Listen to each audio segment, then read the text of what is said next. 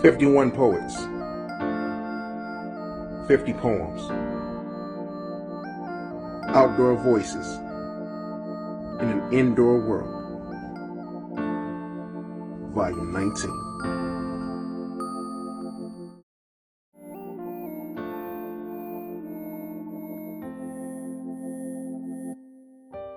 You're doing it again. You're letting opportunities pass you by simply because you don't already. You're doing it again, shrinking, backing yourself into a corner, refusing to let the light in because you think you prefer the darkness, solely because the darkness is the only thing you ever knew. You're doing it again. You're deflecting compliments. You're speaking lowly of yourself, you're casting yourself down. You're shrinking. You're refusing to take up space. Even when it's offered to you, you're declining those spaces. You're backing yourself into a corner, you're refusing to expand, to thrive, to bless the world with your presence, to let the world see the beauty that you are, to experience life at its best. You're doing it again. And you shouldn't. Refusing to let the light in because the darkness is the only thing you ever knew. Deflecting compliments because you feel unworthy. Refusing love because pain is all you've ever known and anything extra feels boring. You're scoffing at compliments, turning them down, deflecting, refusing to take them in because maybe, just maybe, you will believe them. You're doing it again. Talking yourself out of opportunities simply because you don't feel ready for them. Shrinking. Refusing to take up space. Walking away. Refusing to talk things over because, God forbid, things actually get solved. You're doing it again, refusing to stand up for yourself. Letting the world walk all over you. Refusing to fight. Refusing to stand for what you believe in. Refusing to stand for yourself. You're doing it again. You're doing it again. You learn that you are worthy and you deserve all the good things.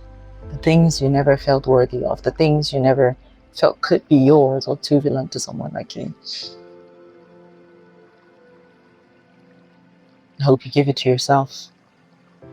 And that way you could let others give it to you too. I hope you speak up for yourself. I hope you find your voice. I hope your internal dialogue gets replaced with kindness and gentleness. I hope you give yourself as many chances as you give the outside world to offend you, to hurt you, to break you and try to snuff out your light. You're doing it again. And hopefully, this time it will be you giving life a second chance and doing life again. And try again and again and again till you find yourself.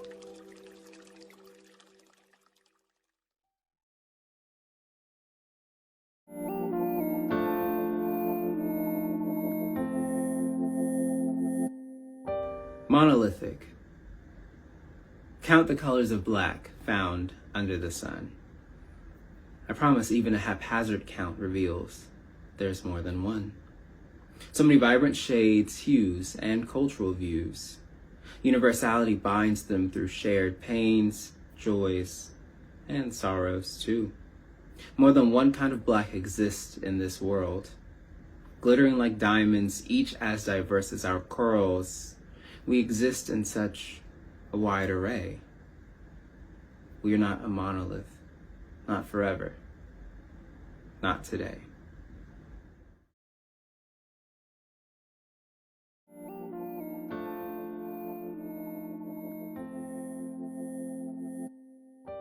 For Nicholas, who is so concerned. The band was in full swing the night we met. My beautiful and petticoat full. You led me from the dance floor, concern bruising the top of my arms to remind me in an embarrassed whisper that I am much too fat.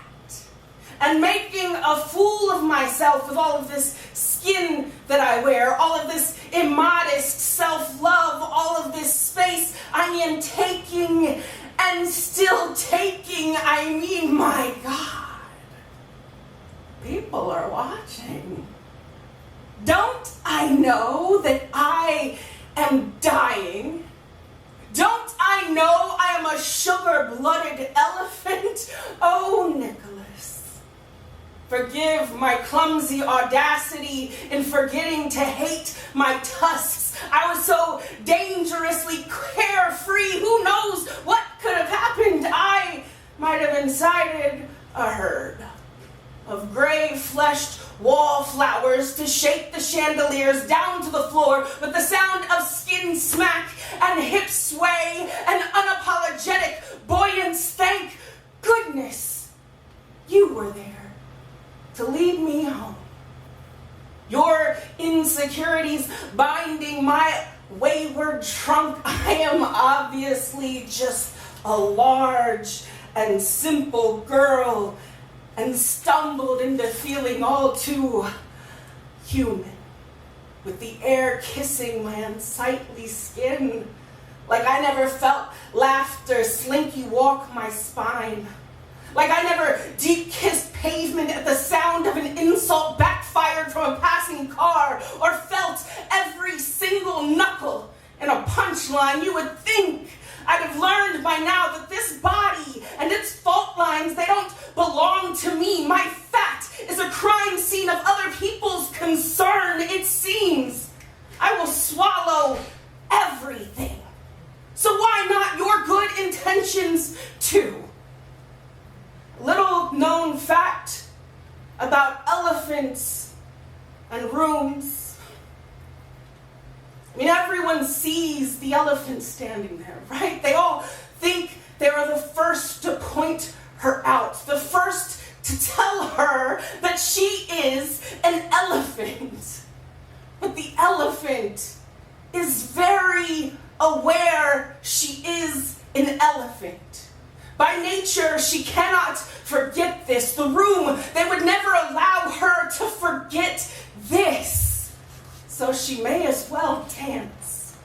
Take your bullhook hands off of me. I am no one's broken beast, and me, I've got whole houses to shake down into clapboard and brick dust.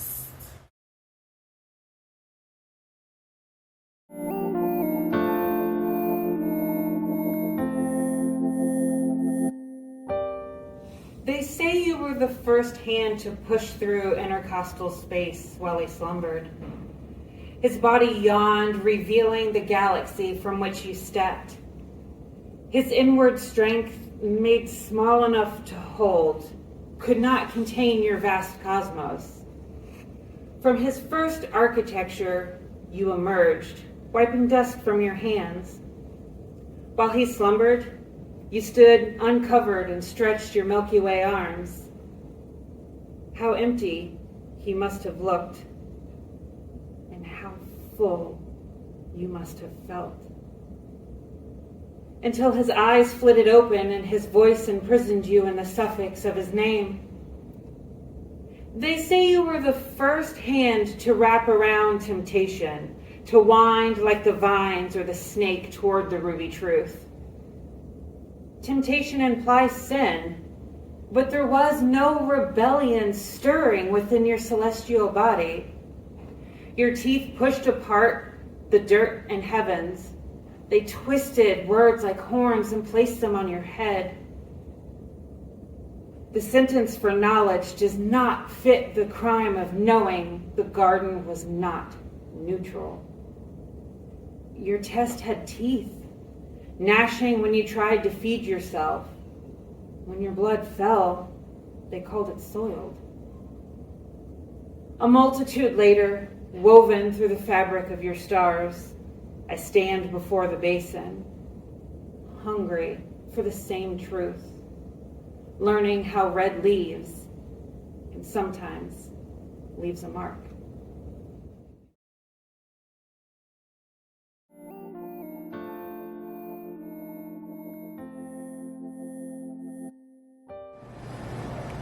Bare feet, sharp rocks, and dirty creeks. Backflips on trampolines, bike rides, no helmet.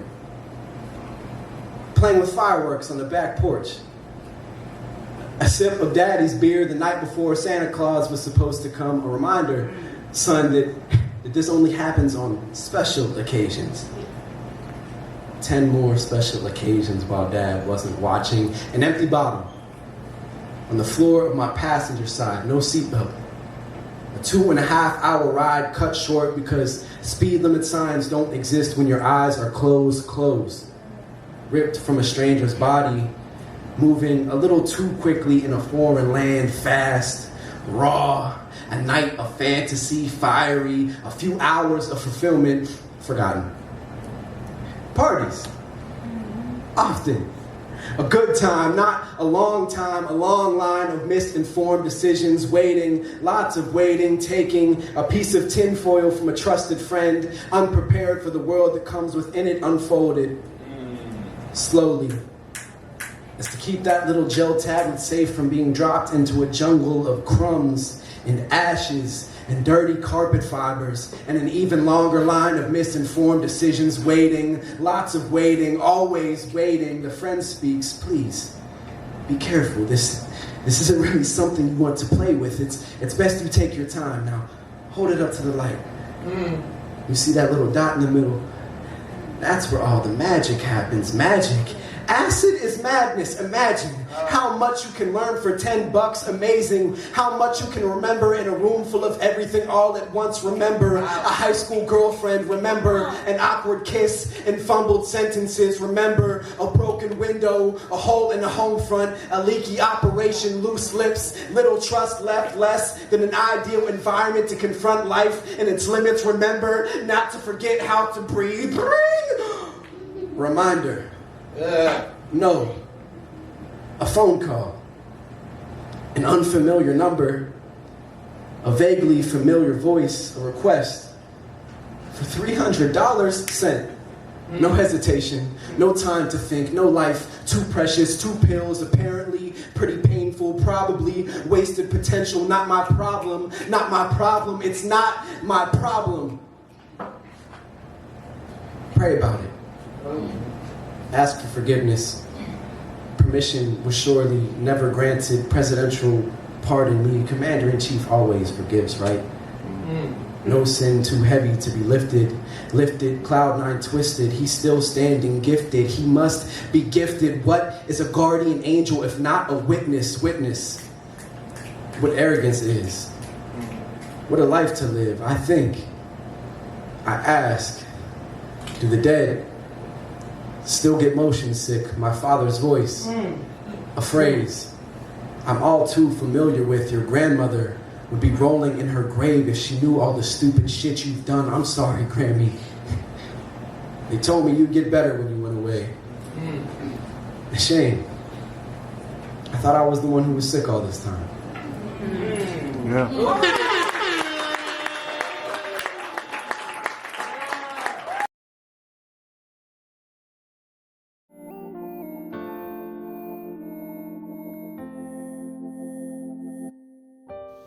I am a poet, which means I eat metaphors for breakfast, drink similes for hydration. I dry my tears on paper. I bond my traumas to these pages. I use pens as blades replacements and pads for tally marks instead of my skin. When I'm drowning, I use words to keep me afloat. I use my pain for my poetry jokes. I read the flat line, but instead I punch lines. I got poems longer than my desire to be alive, which means I can hurt on stage and still pretend to be just fine. I am a poet. Meaning my veins got ink pumping through them. My thoughts meet at conjunctions. I need to hear snaps just to function. I easily blend into large crowds. So until I speak, I go unnoticed. More like I have to bleed on sheets just for someone to notice I am a poet. So people think just because I know roses are red and violets are blue, that there is no gray area in my view. They forget that just because the plot sounds good, that the story is true. That writing it down is even more trauma for me to go through. I am a poet. So it didn't take sticks or stones to bruise my ego. The words were painful enough, broken many times on the account of someone else's lack of healing. So I got demons ready to crash out at any minor inconvenience. I don't know why depression keeps trying to call my bluff, because I am a poet, which means I'm willing to overdose on thoughts, suffocate by dream, hang from hope, drown in PTSD. I am a poet. So for the love of poetry, I'd be a fool. I'd bleed my voice dry, speak until my vocal cords snapped, write until my fingers ache but still snap back. I'd trade sleep for syllables, barter breath for better lines, let my lungs learn applause, replace my ribs for stanzas, my backbone the new canvas, bare feet on stages, dead air replaced with full pages. And the last line finally read, for the love of poetry, I am a poet. Waup.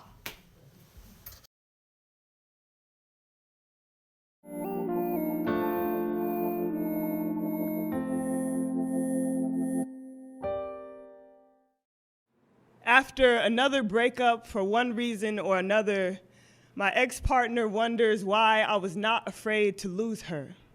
Questions if there was ever any love between us and why should this be so easy for me, and I want to tell her that losing can be a love language too, if you have done it enough times.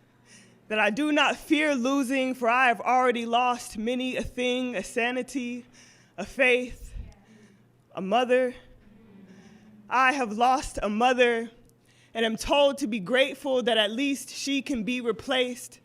Grateful that the cancer didn't return to claim me too, that instead it gave me losing as my first love language, a tongue to speak in before I knew words, and a dying woman as my first home, the one who sacrificed herself for my sister and me, 2 children brought into the world on a Friday, a mother turned into a metaphor on a Friday, a birth and a goodbye, and a revolving door, and a heartbreak I'm sure I felt, but am yet too young to remember, all on the same day, but not nearly the same week. Every Friday since has been either a celebrating or a slowly slipping away. So you must know that if I lose you, it will only translate into a story of how I can grow out of grief in a week's time. From Friday to Friday, from birth to funeral, and back again in only 7 days, lost as a synonym for savior. So you know a week's time will give me 3 days to resurrect and 4 more to walk away from the empty womb. You'll return to the carcass and find that there is no life, only a revolving door, only the faintest whisper of loss, and a child who cries but does not know how to fill the void, who speaks to her mother in the afterlife, an ancient scroll relationship written in script I never had the chance to learn.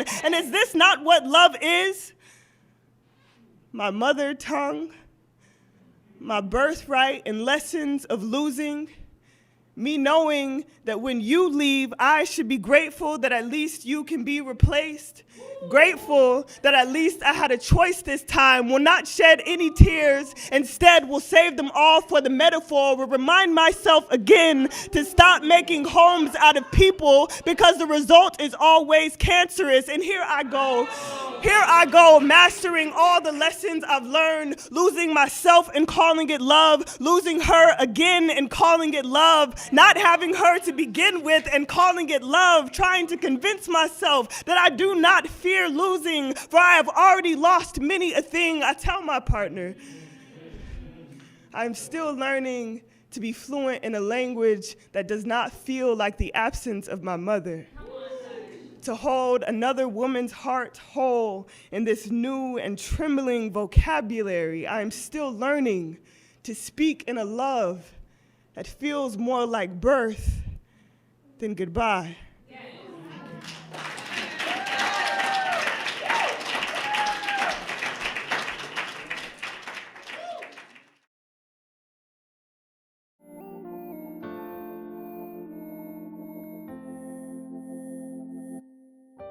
Discussing Atwood.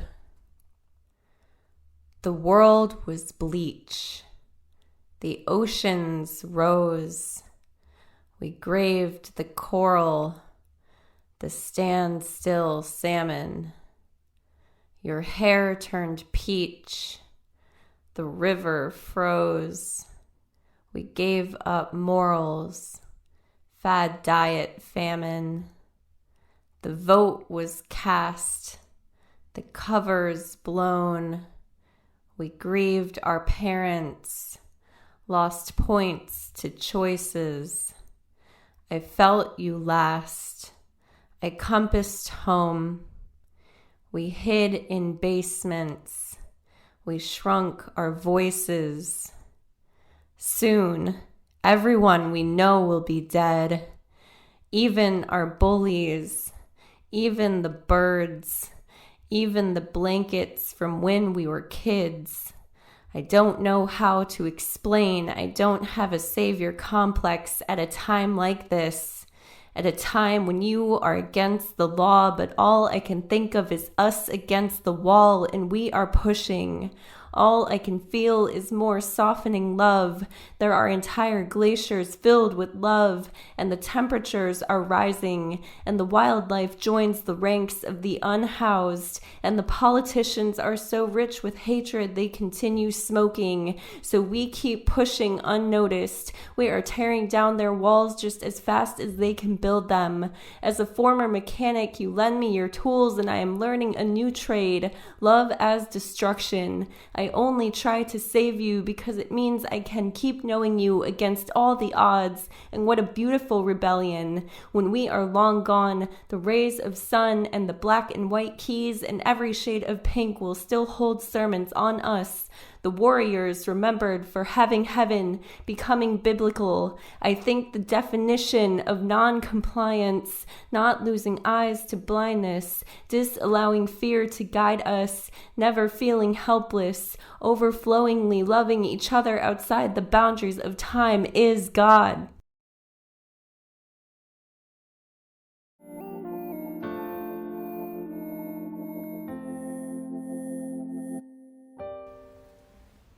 Stitched together by the Most High, saw this cloth different. Blood-covered, expensive linen. Weaved together with his love, my pattern hidden in the depths of God's mind. He knew me in a land before time, even allowed me to enter my mother's womb. I'm unworthy, but he still took every one of my scars to his tomb and bled for me. Now that's drip.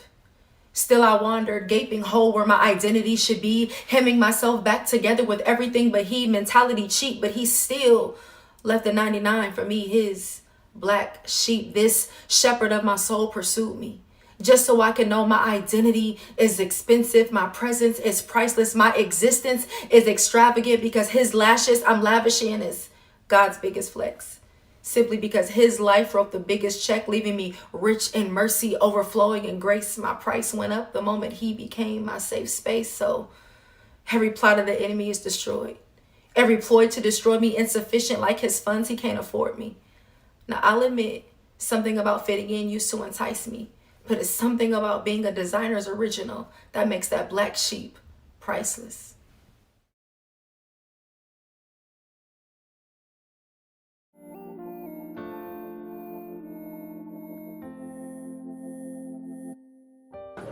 Hey, did any of y'all ever like scrap when y'all was younger? Y'all ever do the ones or whatever the case? Y'all ever have to get busy? Somebody try to test your gangster, stuff like that? Alright, so this piece is about that, okay? This piece is called Golden Gloves. Now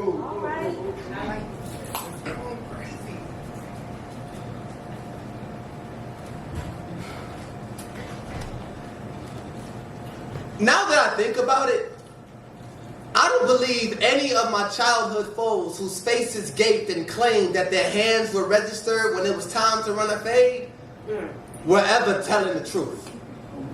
You know, I don't believe any of their hands were registered. The state never classified the fingernailed edges of their extremities as weapons. As a matter of fact, I Googled it.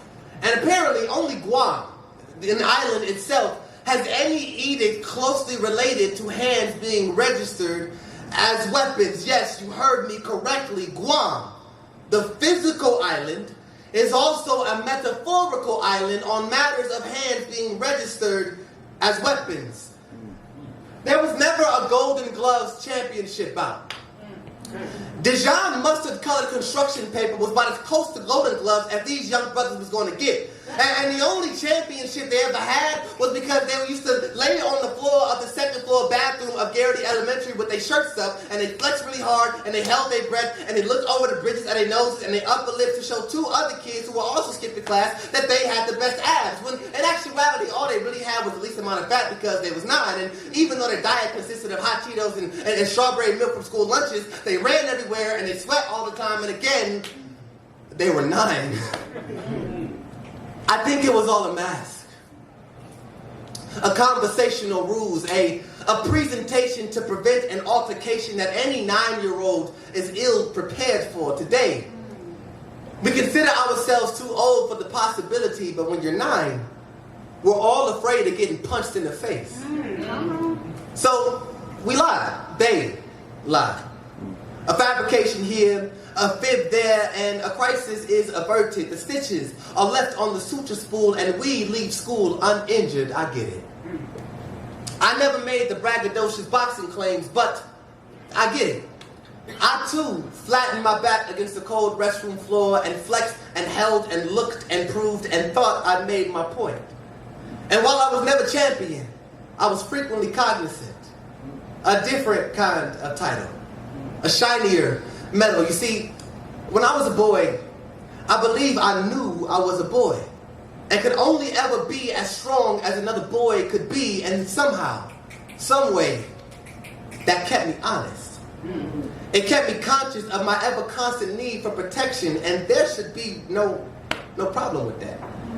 There should be no harm in running for sanctuary when there's trouble afoot, especially if the shoes light up when they dash toward the arms of a mother or behind the thigh of a big brother. There should never be a dispute on how youths should solve issues. We should all agree that their faces and their pride should both be intact by the conclusion of the disagreement. We should all agree that boys should only ever be out of breath from laughing their lungs into submission and never from catching 60 in the 360. We should all agree. We should all understand that our 9-year-old fish should never be weapons, but rockets that shoot into the sky with excitement as fuel. Our 9-year-old minds should only ever create lies about the broccoli we gave to the dog, or the vegetables that we put underneath the table, or the hot Cheetos we were supposed to eat for tomorrow's lunch. And y'all, our 9-year-old bodies, our 9-year-old hands should only ever see gloves as an opportunity to throw more snowballs. See, we boys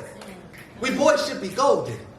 We boys should be golden. And like anything of worth, anything of value, anything that means something to somebody, we should be protected. We are only boys.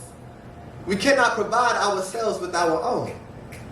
We must lie to do so. So, cover us. Keep us honest.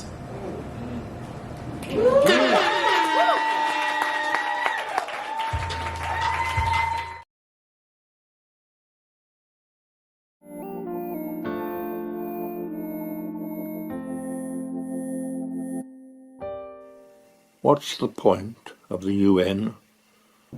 What's the point of the United Nations if it can't prevent any genocide or can't bring about peaceful relations between those who wage warfare far and wide?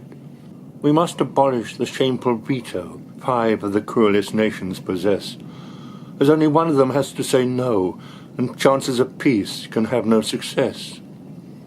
A large, fully representative force is needed now on permanent standby, with the power, as a matter of course, to take over in war zones where folk die. If the UN votes that peace they should bring, without hesitation, the force goes in.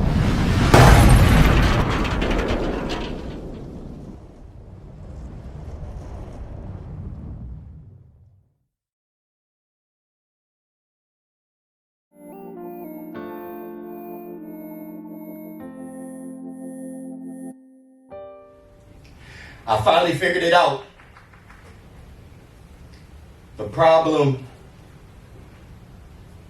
is me. I'm out here looking for all this love to receive, but I was never taught how to love properly. I've wandered around as an adolescent, all that I collected, bad examples for magnificent teachers. My mother was always one of the first bodies in church, and she always sat right next to the preacher. The praise team was her comfort. Where was her team when she needed them most? Paid oh so many times, but was never offered the authenticity of real friends. Only clients. A daughter who was overly defiant, a husband who found comfort in all of the hugs from the bottle, and a son. A son who prayed for the redemption of the sins of everyone else, but never learned how to pray for himself. A son who had to learn to fight from the concrete for the many times his face hit the pavement. A son who learned over independency, but was never taught how to ask for any help. If skeletons ever arose, he had to rebury them all by himself. A son who watched his father lean on the comfort of all his addictions, the disappointment of all his contradictions. A son who was unintentionally taught that isolation was the only solution in every situation. Unaware to how thin the line between isolation and depression really is. But he walked that tightrope so effortlessly, efficiently. Somehow, he always knew how to keep balance. But everybody knows all shows have to come to an end. So where do I go from here? How do I continue to keep the masses distracted from the truth and deceive them right before their very eyes? How long before my paranoia once again gets the best of me and I finally fall to my demise? I can't keep this up for much longer. But if I fall, will this safety net be strong enough to withstand the weight of traumas of a man that can never be spoken out loud? I sure do hope so. Because the curtains are now.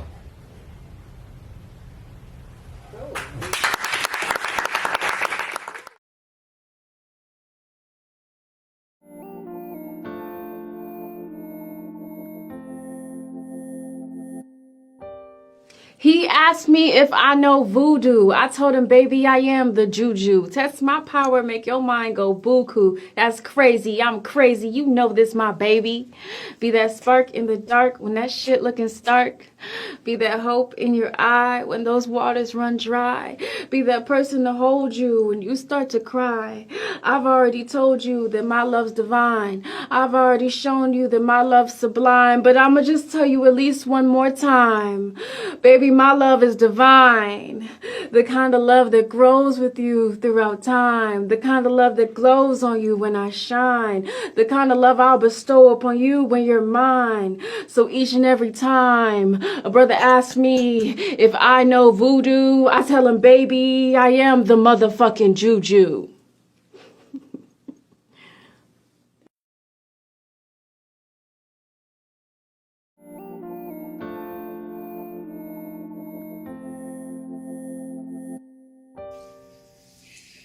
For anyone who's ever walked away from the church in order to find God. The 10 Commandments of a former pastor. 10. Do not expect your relationships to make it through this. Words like friend, sister, they mean nothing when the pulpit is empty. You are now an enemy they will smile at politely, wave to in public. They will remind you, you chose this. 9. Every time catastrophe finds you, illness, accident, you will ask yourself if it's him, punishing you for walking away. In the daylight, you will shrug off the ludicrous, but when night falls, you will weep the assurance that the answer is always yes. 8. Your atheist friends will tell you you're one of the good ones. Your liberal Christian friends will assure you that they understand your decision. The rest will call you traitor.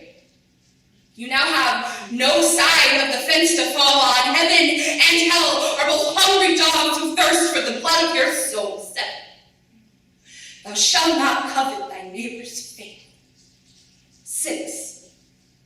You knew before you owned your first Bible that you loved women. That this world of quiet gossip and long stares was not for you, but you thought you could change them. Change yourself, nothing changes. When you fall in love with a man, they will think you have come to your senses, nothing changes. 5. You will still be asked to say grace at family meals. Tell yourself, it's just like riding a bicycle. 4. The first time someone says, I'll pray for you, thank them. 4. The 15th time someone says, I'll pray for you, swallow the bile, thank them. 4. The 100th time someone says, I'll pray for you, cut the fuck you from your throat with what is left of your pride. Thank them. 3. Forget everything you know about other religions, about the absence of belief system. The people you love are flesh and fire, just like you did now. How they have learned to say God. 2. You still have a message. You will touch more people behind this microphone than you ever would in a church. You are a church. You are 3 minutes and 10 seconds of tent revival 1. You still believe in God. Even if you haven't felt him in a while, even when it feels like fire to drag out of you, you have no other gods before him. You have no other gods.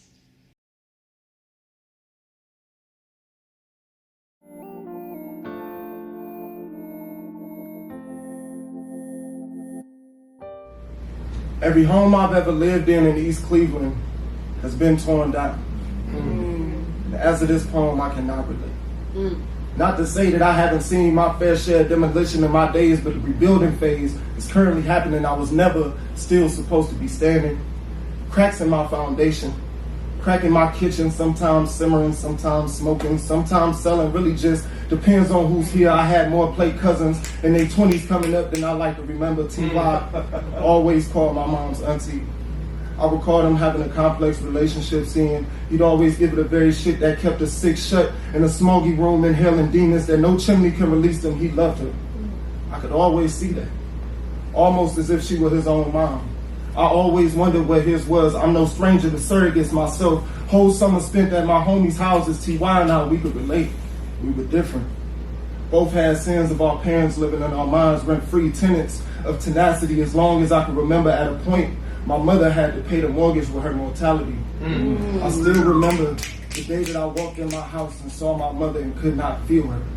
I still remember the first moment of the last day I ever saw my mama. I still remember the first day she didn't come home. That caused the foreclosure of my feelings. Losing such a beautiful soul always takes its toll. Eviction of my emotions, dispelling the deed to my demeanor. I had more on my mind than a nigga with no money when them bills due. Mom's always said, keys open doors. I never quite got the metaphor till I saw my ex-drug dealing cousins buying properties with their re-up money, and then that shit started making sense. If you come from a house of hustle, that address is really just a number. If the windows to your soul are open and so are the doors of opportunity as a kid, I thought my cousins was just baked out and really they was in the kitchen cooking up escape routes made brick by brick. Have a whole different meaning when those bricks got souls so empires could be built. The rest of the men in my family are carpenters.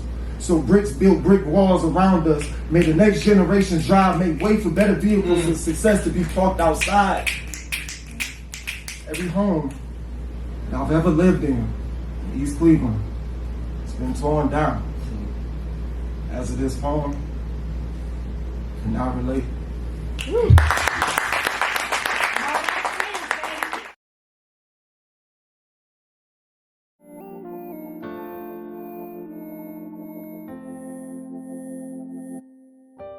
I like the way you kiss me when we're playing the kissing game. I like the way you keep me looking forward to another day. I want to kiss you. Ooh. I want to wrap my tongue around yours and allow each palate the ability to season the other. So that when I'm alone, it feels like something is always missing. I want to feel your lips pressed against mine as if they were split apart at birth and brought back together again. I want to taste the softness of your lips. And with every peck, suck, bite, or lick, I get wet. Because it directly affects my other lips. I want to kiss you. I want that damn near erotic forehead kiss.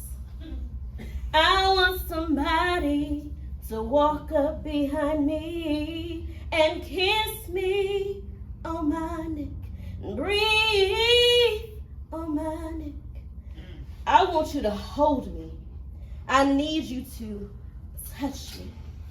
I want to continually create reruns of our episodes of the kissing game and challenge ourselves to come from just the thought of foreplay.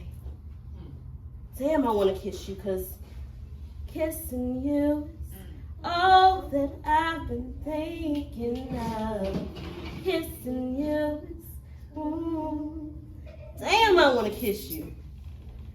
I want to kiss you all over because that's where my lips deserve to be. I want to kiss you because you know just how to do it so passionately. Your lips, your tongue, your mouth, all that trifecta right there. Takes my mind off everything. And I lock in to you. You keep my mind at peace. There is an art to kissing and you do it so well.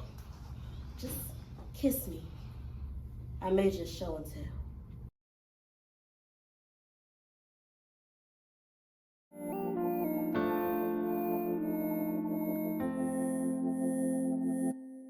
This piece moves in turns, like a game, like a system.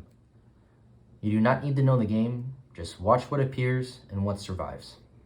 This is called token deck. My turn. Upkeep. Nothing happens yet. This is the pause before intention. Nothing asks for attention. Draw. I take what is given. No choice in it, just momentum, just placed in my hand. Main phase. This is where I'm allowed to build. Place a land on the table. Just a small square space. And because space exists, something appears. A body. No name, no history, a presence. No one questions it. They nod like this is normal. Like space always fills itself. Combat. This is where something has to step forward. I tap a creature. It steps forward. It does its job. Makes room. In the moment effort is visible, another presence appears. This is how approval happens. Because effort gets rewarded. Because motion creates proof. Because activity looks like contribution. Second main. I say nothing. Let the board speak for me. It's starting to look full now. End step. I pass. With room left open. People notice that. My turn again. Upkeep. The table feels heavier now. Expectations have weight. Draw. Another resource, another reason to continue. Main phase. Building again. I place a second land. More space, and again. This time something appears faster. Like it was waiting for permission. Someone says, nice development. Combat. Tap the same creature as before. It strains. It risks. It shows up.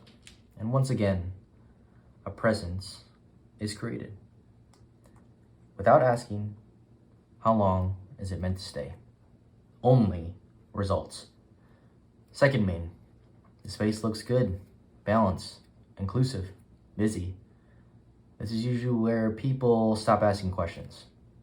End step. I hold priority. Not to act, just to remind the room that I could. Finally, my turn again. Upkeep. The silence is different now. Heavier. Draw. I already know what's coming. Main phase. I do not play a land. I do not need it. The space is already full. Combat. No attacks, no taps, just eye contact to the board. Because everyone can feel it. The reset is inevitable.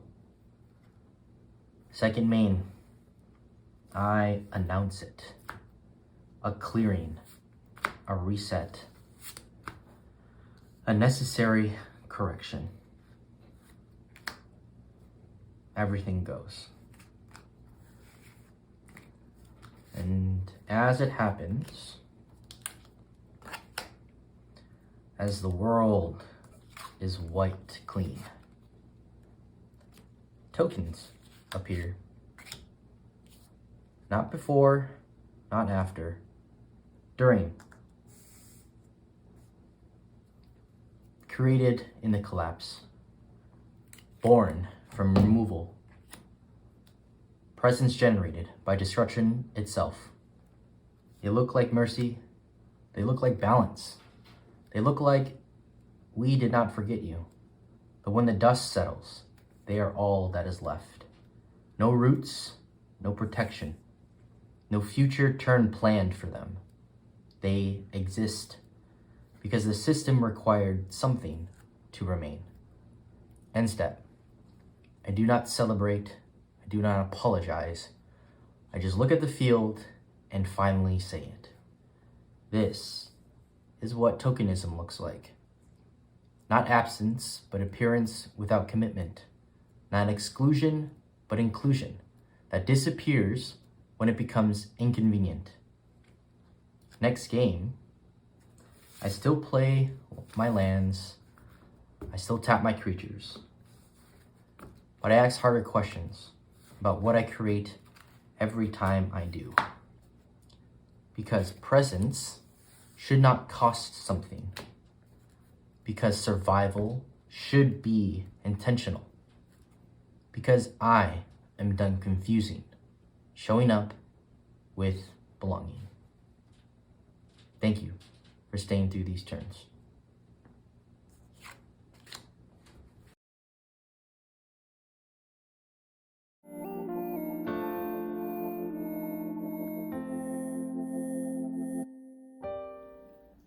Poetry is my medication. Poetry is my medication. It's the salve I use to soothe the burn caused by heartache. It's what I use to help alleviate my anxiety. You see, poetry has always been a friend to me. Even as I struggle with expressing vulnerability, poetry allows me to express softness, fragility, important in a world that requires Black women to be strong and to carry burdens that to them do not belong. Even as an abused child, poetry has always been my safe place. It's my indestructible fortress, one that will never need to be replaced. Even when I'm isolating to the point that is detrimental to my well-being, I write a world for myself that is better than the one that I'm seeing. It is the hope that keeps me believing when suicidal ideation thoughts make me wish I weren't living. When I write, it comes from my mental, emotional, my soul. It's the love that I wished I received from my parents, both deceased by the time I was 45 years old.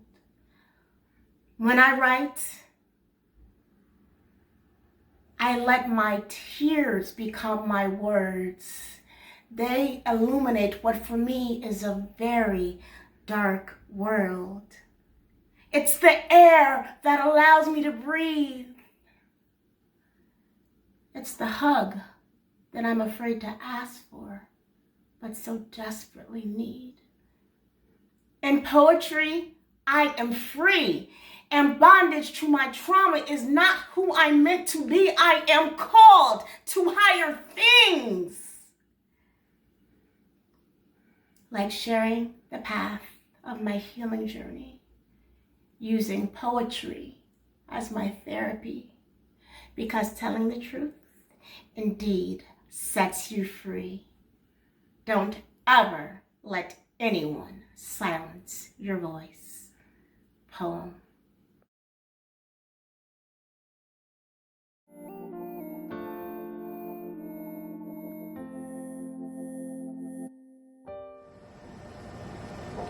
So I have this roommate,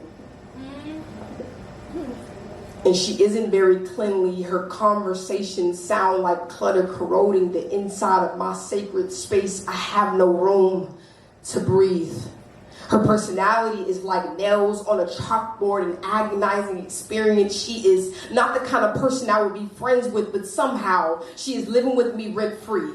She brought a U-Haul of unhealthy habits. For months I observed her actions, not holding her weight, but weighing heavily on my conscience. Punching hollow holes in the walls of my heart, leaving me to patch them up with toxicity. Painting over the pain as if that is going to make them go away. She has had a seat at my table but brought nothing to it. I watched her eat a feast prepared by me, and when she was done, she didn't even put a dish in the sink. I really don't like her, but I'm struggling to evict my attachment to her. I've allowed her to store and hoard all of the things she is not willing to let go. I can barely walk into my own home without tripping over trinkets of trauma. The things she has said to me are baskets of dirty laundry, an unbearable aroma. No matter how much I clean with bleach, the stains like you are not worthy are left behind. You are not loved or capable of being loved. You are not as great as you think you are. The world will be better off without you. Everyone will hurt you and leave you with the pieces to mend you, victim. Every person you meet is just a repeat of who you've known before, and you probably deserve it.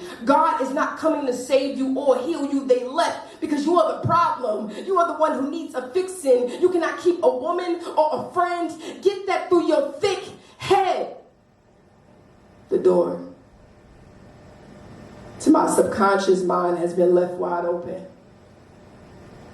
for anyone looking to pile baggage into my boggled brain at no charge, because I have been doing this to myself for far too long. And every time the rent is due, I've always been short on speaking life over me, and I've given up half of me to be whole for somebody else. I've never measured up to the perfection I placed on myself, the grace I am slow to give, to how great of a human I've always been. But I'm tired of the noise complaints, so I'm cleaning up this empty space. And I guess you could say it's safe to say that this tenant will not be renewing their lease or receiving their security deposit, because I am the landlord of my mind, and I'm finally taking my power back.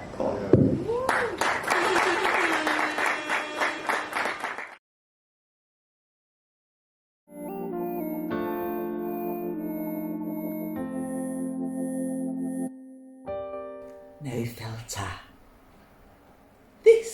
is me. Here I sit, growing into my age jacket, accepting my invisibility, rebuking my fragility. Am I relevant? Wearing my wrinkles as a sackcloth and ashes. Should I reinvent myself? The applause of the social media masses. Twits, twittering on Twitter, showcasing shells on Insta, scrolling and trolling, perfecting personas on FB, the photoshopping, Melly, a veil of airbrush sadness. I need more, because I am less.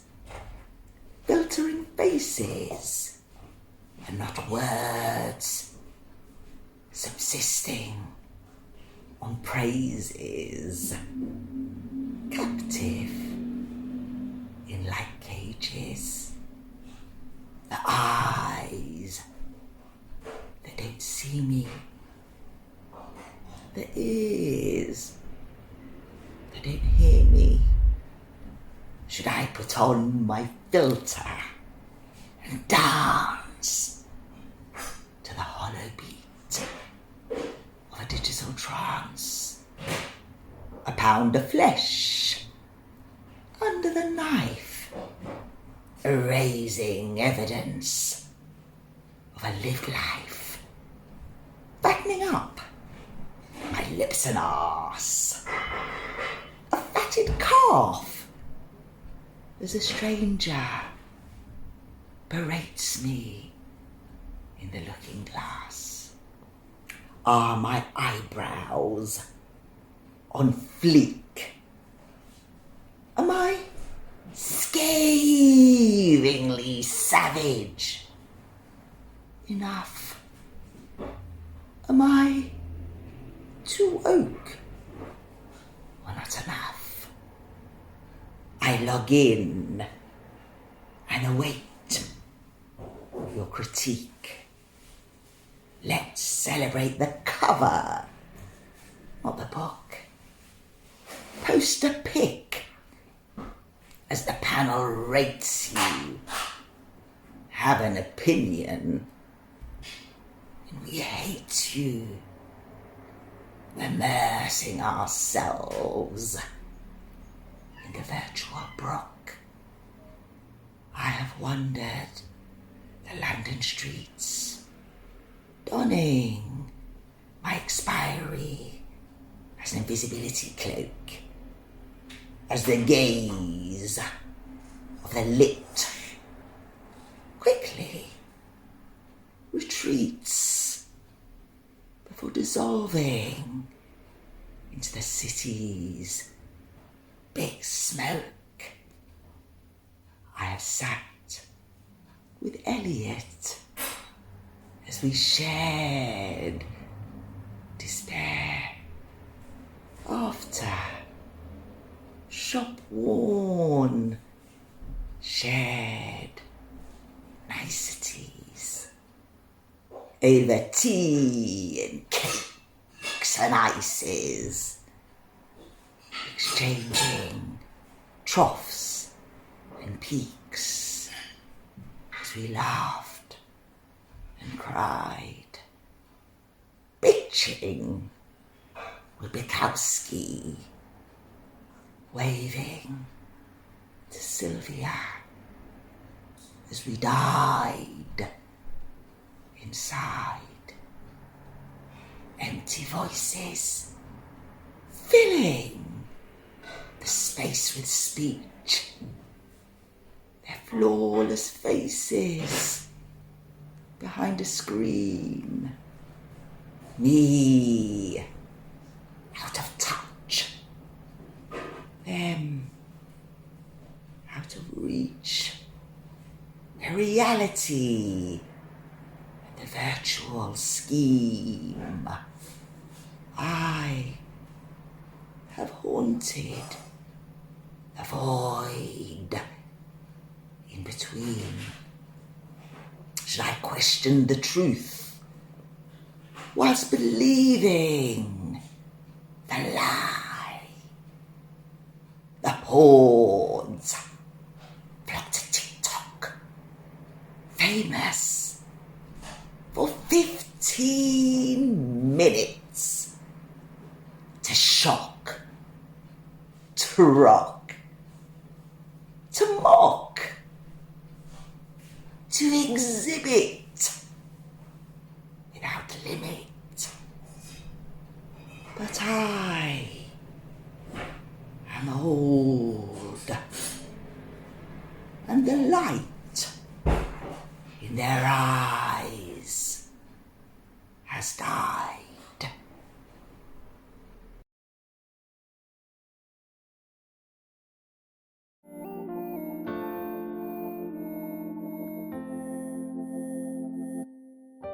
Somewhere out there, there's a patriot just as Newport News as New England waving a flag of treason right next to a flag that tried to tear it in two.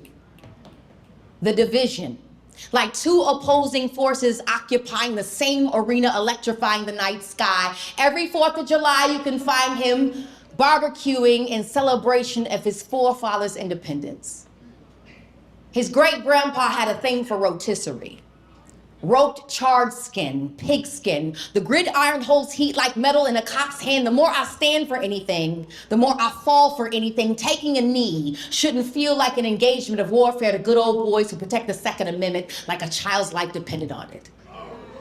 Like their rights weren't to be trampled upon. Grass stains from bent knee in pursuit of pigskin and grass stains from bent knee in pursuit by pigskin are always more welcome than grass stains from bent knee in protest to them. They cheer for the boy who was faster than a speeding bullet. They jeer at the boy who wasn't. Wearing a helmet would have protected him from shots to the head. Turned off body cams don't run playbacks exactly the way they happened. He happened to have something in his hand that resembled a gun and tried to run. I walk around with my name and badge on my chest like a man who deserves respect. I walk around with his name like a badge on my back of a man I don't respect. It's funny how I view him as superhuman and not human at all. Once he steps outside the stadium, I stop cheering for him. I tell him to go back to where he is from, and I'm shocked when he doesn't want to stand for my country's anthem, as if the third verse isn't a curse at him at any key. Draft day, see big black bucks being sold for big green ones to the highest bidder. They get bitter when you talk about bondage. Swear they threw you a better life like they were practicing scrimmages with you 3 afternoons out the week in your childhood. He should be so lucky to be here. Lucky his ancestors endured acts so unspeakable they want them erased from history books. I'm not racist. My favorite football player is black. Running backs don't get that fast unless there was some buck breeding in the not so distant past. That boy sure can run. Just like his great-great-grandpappy. Comes from a family stock that has been making money in this country's fields since slave ships touched down. Thank you.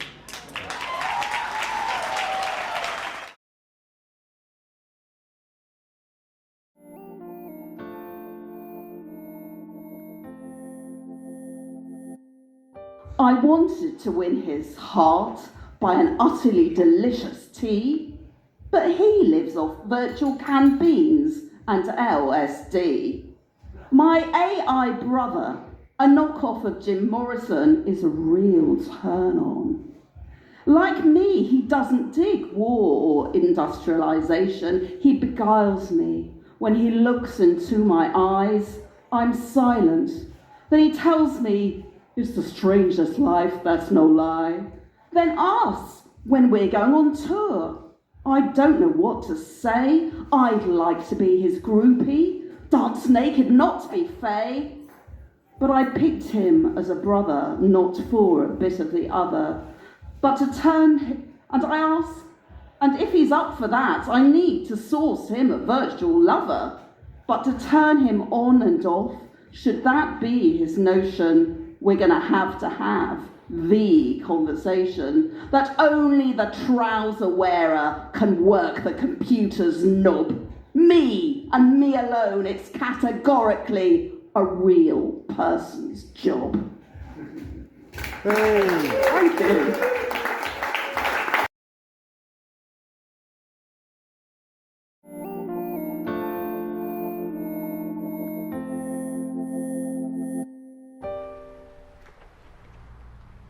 Man, them streets look good. Till you out here in them. And you have bad experiences and wish you could forget them. Somehow you ended up in the wrong place at the wrong time. You wish it never happened, but it's forever on your mind. Yeah, them streets look fun. Till you out here on them. And you have bad encounters with people and you didn't want them. Your life changed for the worse. First it was all fun and games. Then something happened. You don't want to talk about, but you'll never be the same. Man, them streets look great when somebody else living it. And it seems like they get opportunities, so you want to get in it. Want to be in them same shoes and them opportunities with them. But them laces get tight. They nice, but you can't fit them. Why do we want what we can't have? Want to be what we are not. Want to see what we shouldn't see. Until we get what we shouldn't have got. End up where we don't want to be. End up where we shouldn't be. You were probably steered in the right direction, but you veered off because you couldn't see. Could it be? Nobody told you they was proud of who you were already, so you tried to be someone else, and when you did, it made your heart heavy, your soul cry, your spirit dry, your subconscious feel weak. You wanted to be yourself, but you could never find peace. Most people try to hide what's inside because of pride and embarrassment you can't describe. But find solace in this. Someone will love you just the way you are. Most importantly, love yourself. I know sometimes this world makes it hard. Think of it like this. There's only one you that's here living. No one can do what you do, and this whole world is better with you in it. Try to be someone else, you losing. If you be yourself, you winning. It matters little how you start. What matters the most is how you finish. Don't let your soul, your sense of self, your heart, or authenticity be diminished. It's only one you. That's what you should be proud of. Don't forget it.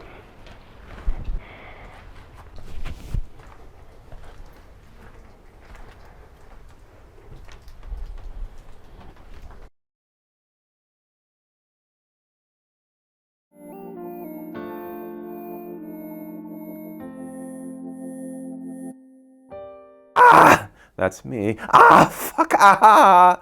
I'm on my bike, well, was, but some groove in a metal grate. Oh, this hurts!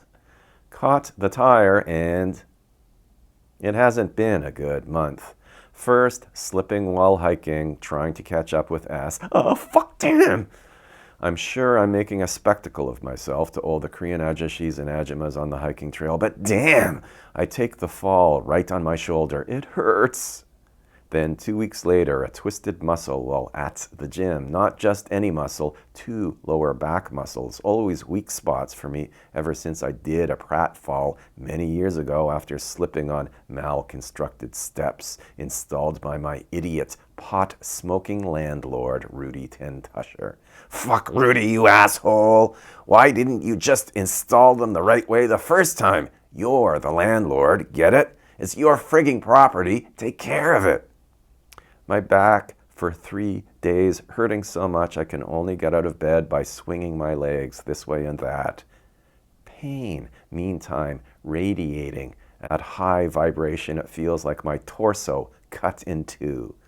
And now, this bike episode, the bike tangled up somehow, me trapped underneath, breaking the fall with my already previously fall-weakened wrist. That night, the swelling starting, I want to cry. The pain I can endure, but the hopelessness starting to inflame too. A sense that we just live to get banged around.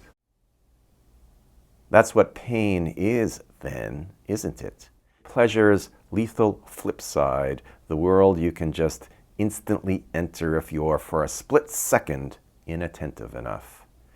But you can pull through it. Rice, the sports med doctor intones, bags of ice on the sore swelling patch of your hurt body. Rest, rest, the depressed. Desperately depressed, I want to end it all. Thoughts slowly easing up in your also inflamed. Every time you fall, a friendly physical reminder that you were once, more than once, concussed. Just pull through, your mind is telling you. Get to the other side. When pain ends, you'll feel the bland optimism of normality. Life won't seem like a flesh-colored prison anymore. But that's when the pain can be endured. That's when the pain doesn't stab some sensation right through you permanently. Be grateful. Sometimes pain's something both everyday and otherworldly in its threat. An agent of the government sauntering around the vehicle of yourself. You thinking you'll be all right, that you have some kind of understanding with the universe, that you have rights. Then pain pulling his weapon out, and just as you slip your vehicle into gear, pain instantaneously taking a bead on you before you even have the time to process the consequences, to understand the risks involved. You're in your car, and your car is a body. What possible harm could you do? But pain's insane. Pain's having a bad day. Pain can do whatever the fuck it wants. And pain takes his angled, sharp windshield shot.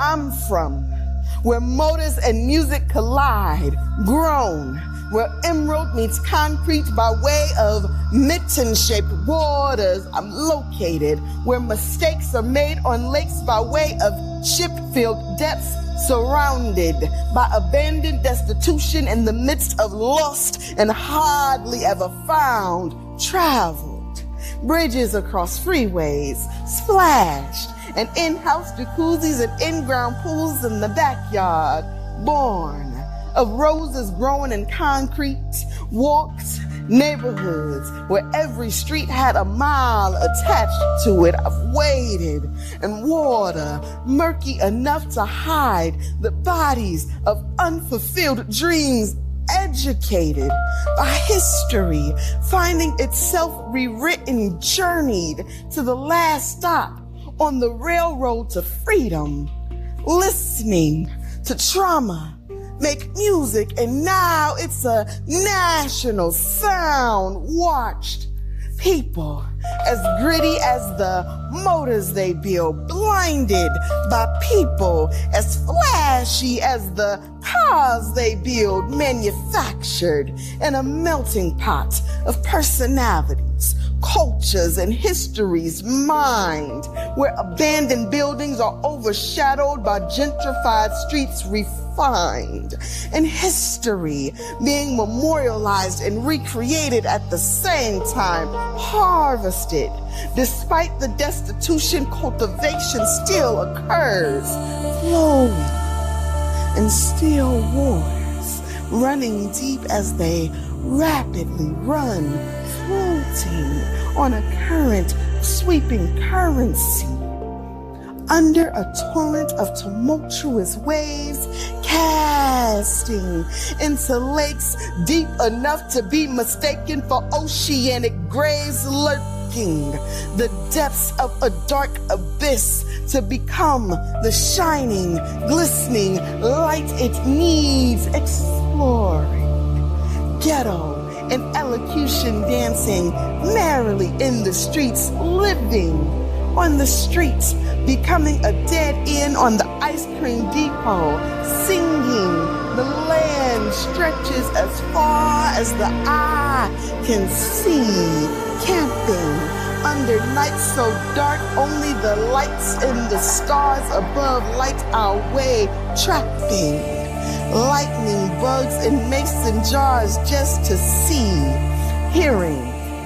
You better be home before the street lights is on, and don't let that door hit you where the good Lord split you. Who you think you talking to? And get your hands off your imagination. Roll your eyes one more time, they gon' get stuck there. And I ain't one of your little friends. I've trapezed. Society and propriety meeting ends. Tracking what's trending and popular being stolen from grits.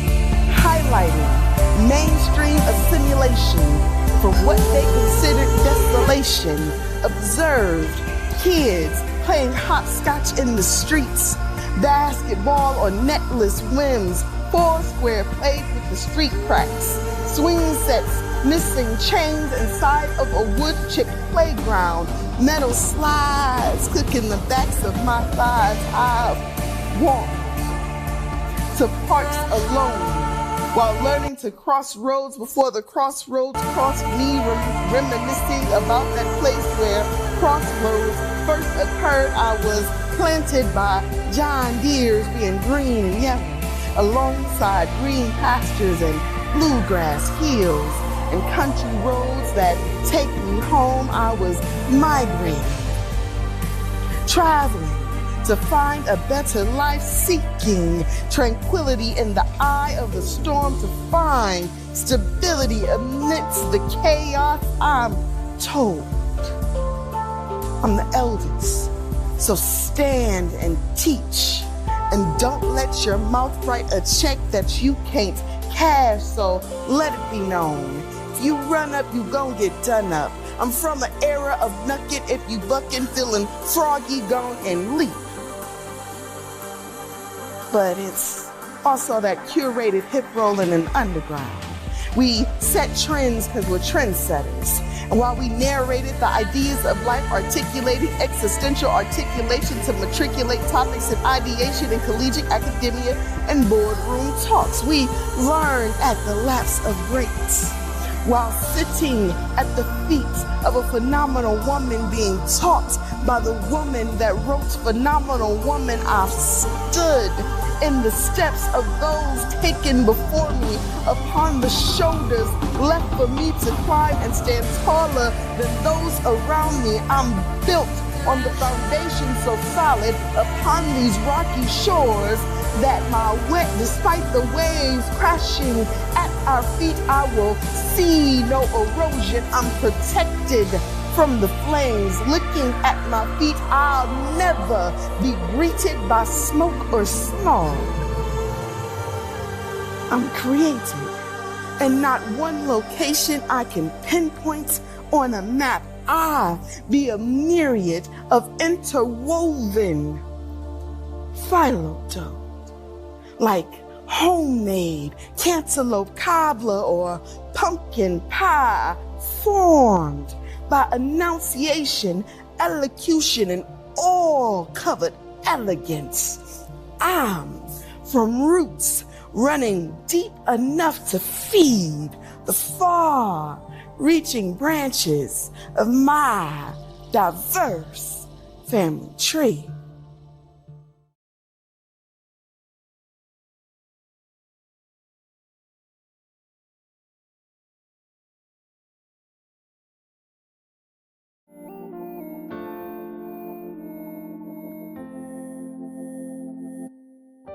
Welcome to the comment section.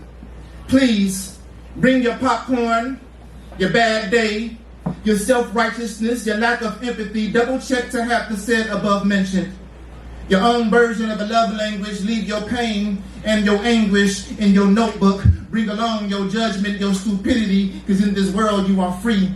Amongst mods, bots, and some real people, 1 out of 10 have real profile pictures if they aren't advertising gambling discords and OnlyFans links hidden underneath the fake picture and location. Here, you can find the selfish and the confused. I mean, there is no defense for anyone trying to say anything positive. Don't involve yourself in that.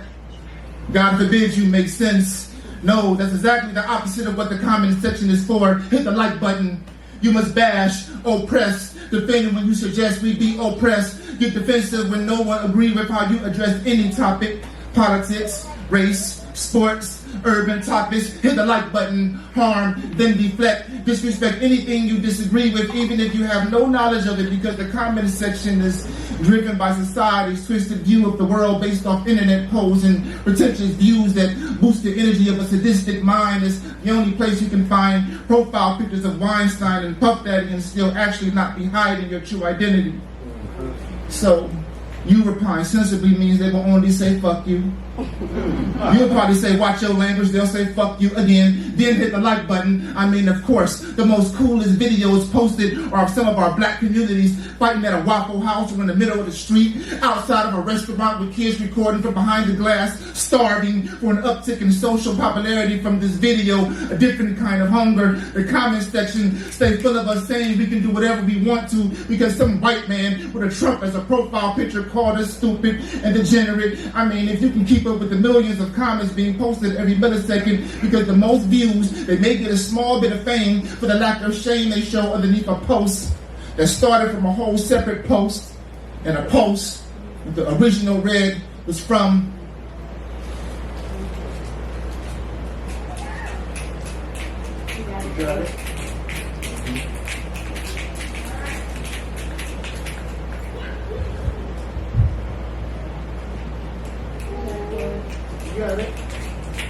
Hashtag love never cried at 18.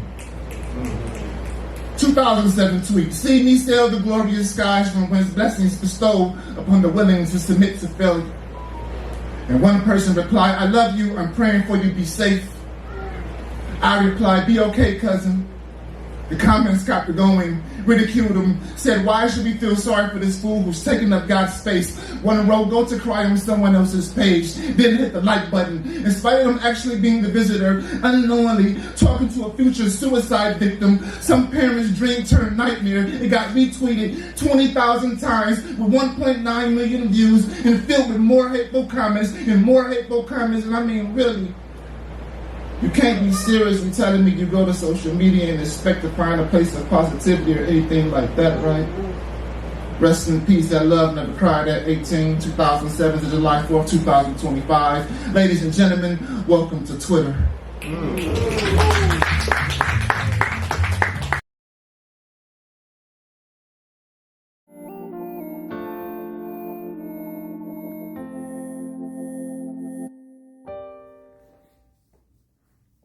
I paid in silence. Every coin was a sigh I never spent aloud. Every dollar a dream I returned unopened.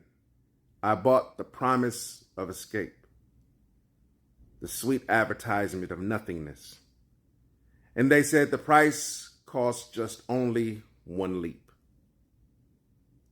So I signed the contract with my toes curled over the concrete edge, the receipt written in the hush of a night air, the ink my trembling hands.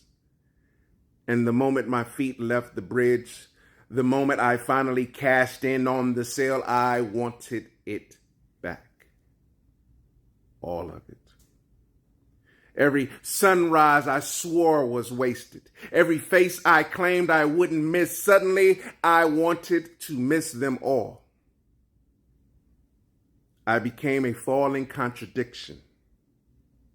The will to live hit me mid-air, a cruel punchline. I didn't want to keep breathing until gravity tore it from my chest. They didn't tell you that the ground is never the point. It's the fall. The seconds between surrender and collision that teaches you the math of regret.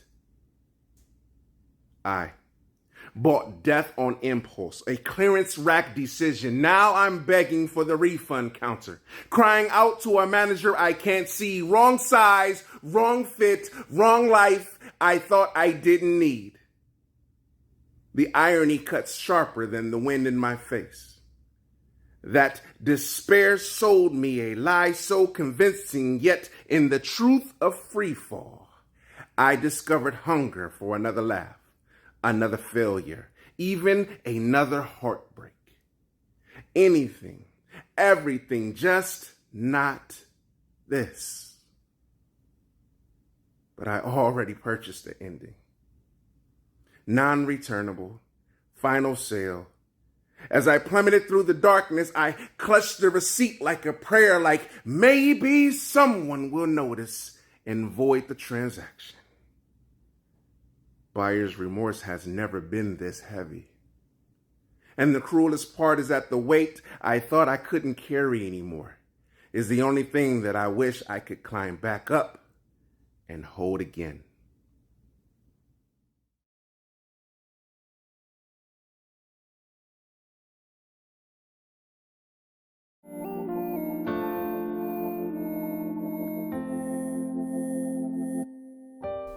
Plastic bag tumbleweeds. Birds fly in a sky polluted by years of human intrusion. Frogs swimming in ponds of filth, generated by a careless creation. Plastic bag tumbleweeds float across a landscape of dying fields. Bottles carelessly tossed out of windows adopt a highway, a concept forgotten. Construction equipment littered through the forest. Trees felled so carelessly in the name of convenience, the planet forgotten for the sake of progress. Earth's proudest creation, the bearer of her destruction. She is taken for granted, tossed aside. A helpless observer as devices are abandoned, built to be replaced. Corporations only care being for monetary gain. A problem for the next generation, the generation who cares. But once a patient is too far gone, no amount of good intentions or prayers can save her.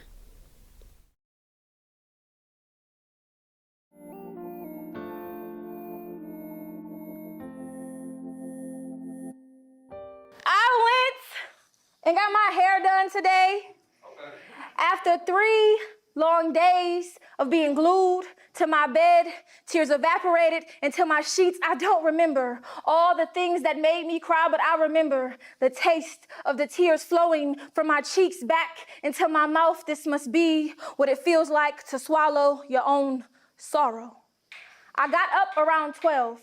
She told me to be there by 2. So I left the depression sitting on the nightstand, stuffed the anxiety in the bathroom cabinet, ignored them dirty dishes in the sink. See, I come from a long line of Black women who have learned how to put makeup over their scars and lipstick over sadness. They've mastered how to hold in their madness and silence their pain.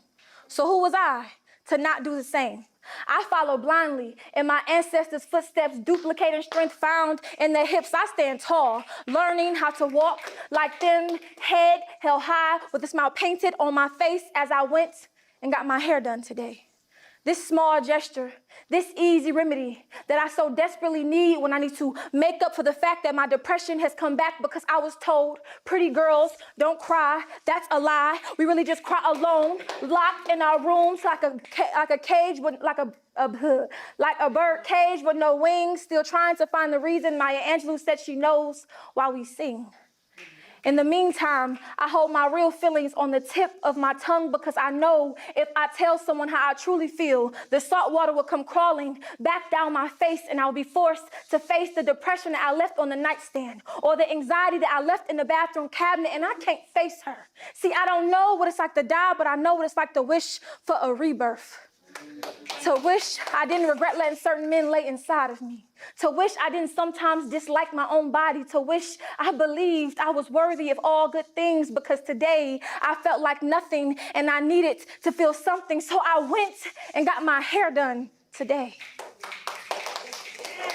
I had small talk with my hairdresser who's known me since I was 16. We exchanged hugs and laughs, and I'm hoping she doesn't notice anything different about me.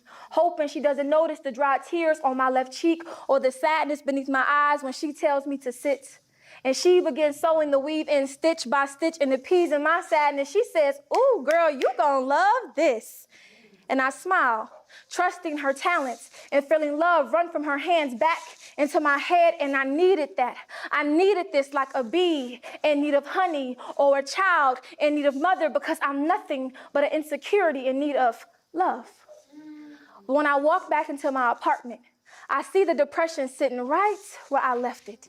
The anxiety is creeping out the bathroom cabinet. Damn, I really haven't learned how to hold in my madness, and I begin to cry because as hard as I tried, I still don't feel as good as I look. Poem.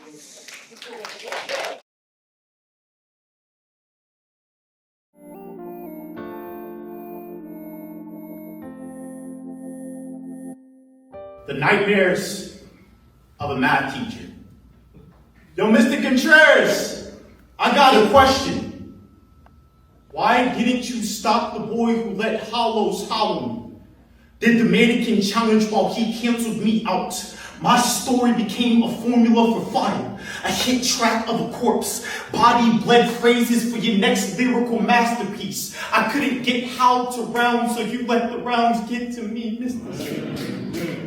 Were we just a set of promises off? Clocked in for a check but never checked on us. The shooter's blood drips from your hands too. Equations couldn't save him, so he doodled. First on paper, we mocked him. You did nothing, so he spiraled out of notebooks, etched neglect on his arms. They became blueprints for our pop quiz. He grabbed chalk, marked our outlines, took attendance one last time, counted pupils on pupils who made him feel small. Then expelled us from the school of life. Why'd you let him do your job? Why didn't you notice the lessons carved on his skin? No one. I swear, I ain't the one to blame. I ain't no therapist, no shield, no goddamn savior. What was I supposed to do? Too many kids, too many eyes, not enough for me to save them. Ain't no counselor at our school. Districts don't care, budget cuts cause flat lines. He hid hurt beneath his hoodie, but I was too obsessed with state tests to question uniforms. It wasn't my fault.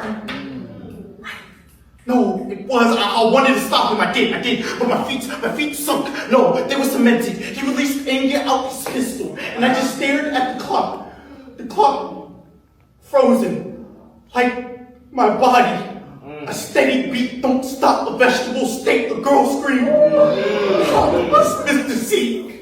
I can't even help myself. I didn't sign up for this. No one said teacher meant martyr. I should have seen it. His notebooks had no equations, just victims you wanted to carry to the other side.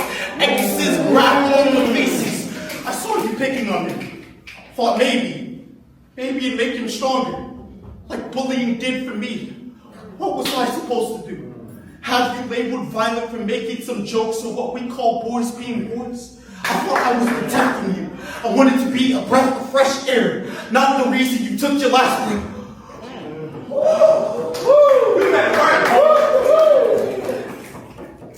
This time, it was just a bad dream. Tomorrow, it might become reality.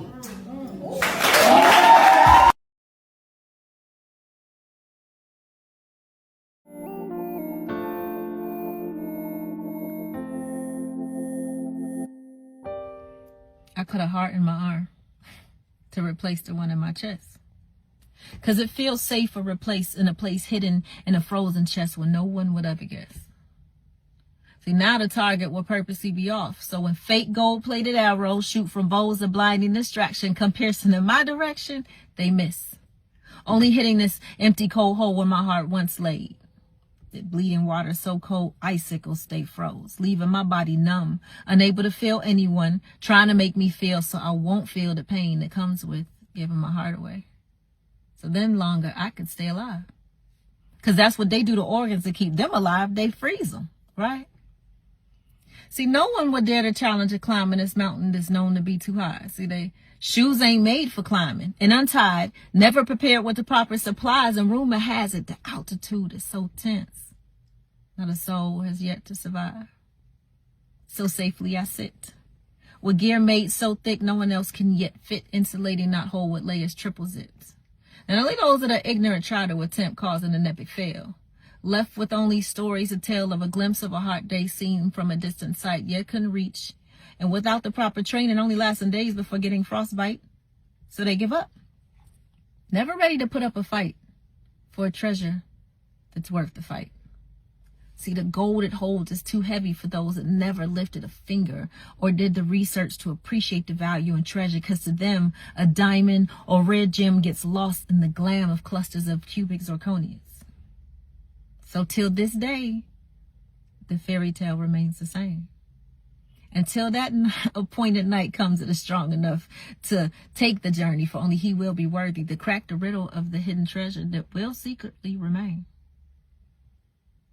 So I cut a heart in my arm to replace the one in my chest. Because it just feels safer replaced in a place hidden in a frozen chest. Till one day, someone will find it in unthought. And then real love will handle the rest.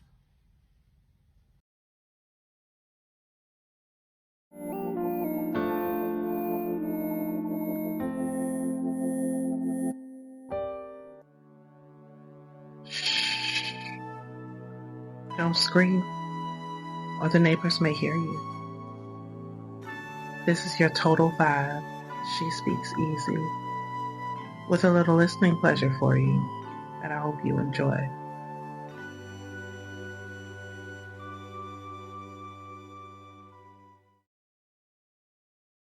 You told me a story from a long time ago, almost fictional in its composition. You told me of a brown-skinned beauty whose eyes became imprisoned in your gaze. You spoke of a heartbeat changing to a dance of wonderment, a beat of enchantment for an unknown woman at first glance. A part of your young heart knew she belonged to you. In that era, the desire requested in your mind couldn't be expressed, couldn't be extinguished by any force. Instead, it blossomed, growing through the years. Their lives crossed avenues again. This period full of desire filled moments beneath the stars, living moments only imagined in yesteryear. Hedonism at every meet, yet hearts still silent, words of admiration still not shared. Life developed and their worlds evolved apart. Jobs, kids, relationships, seasons changed 32 times.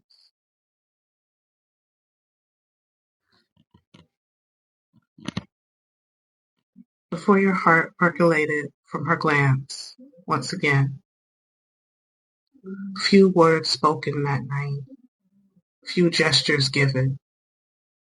The volume in that shared space broke glass, shattered all the incomplete memories. Elmer gluing the missing pieces to be two perfect whole souls. You said you loved her when you first saw her. I loved you too. I hope you enjoyed Kindred and any other pieces that I may have posted. This is She Speaks Easy, signing off. I'll speak with you soon.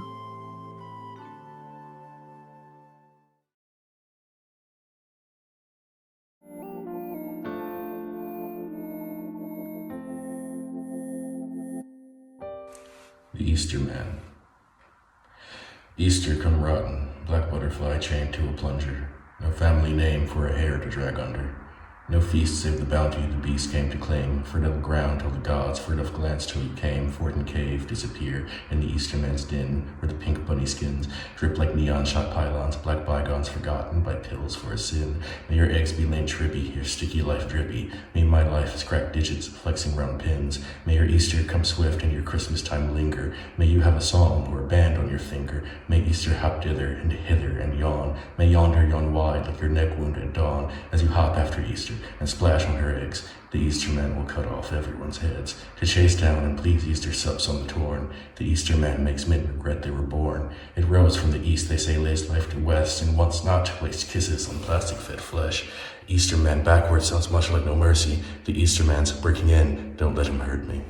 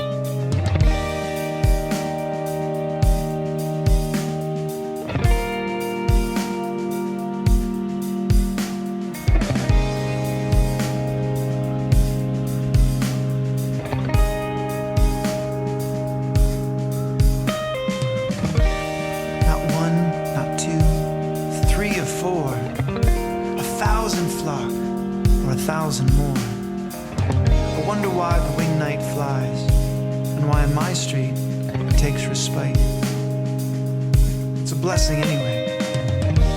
It's a song I love that was never named. A song I love that was never named. A song I love that was never named.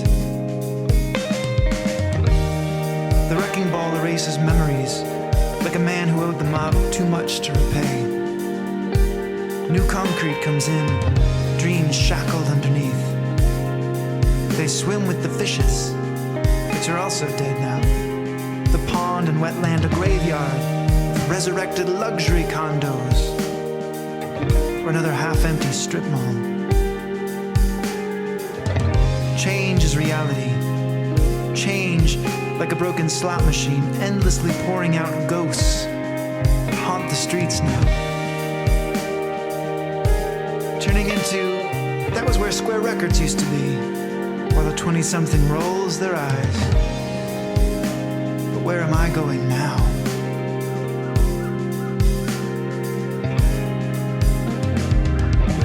The crows, the feathery black sky sea of pulsing song. They dance to my timeless heart. They know my name. Their mystery is more reality than these streets could ever be. Life is always more juicy than screens. Look up, listen to the trees. Every day there's a story being told, more delicious, more inventive than Tolkien or Vyasa or whatever is #1 on Netflix. Memories of who and when and where all fade. But I am still carried every evening in the wonder and cackle of these birds. The soul of my hometown has always been the ceaseless flying murder. The soul of my hometown has 1 trillion feathers, as magical as Bigfoot, yet roosting right outside my window. The soul in my hometown has 1 trillion feathers. The soul in my hometown sits out in the weather. The soul in my hometown has 1 trillion feathers. The soul in my hometown sits out in the weather. The soul in my hometown has 1 trillion feathers. The soul in my hometown sits out in the weather. The soul in my hometown has 1 trillion feathers. The soul in my hometown sits out in the weather. The soul in my hometown. The soul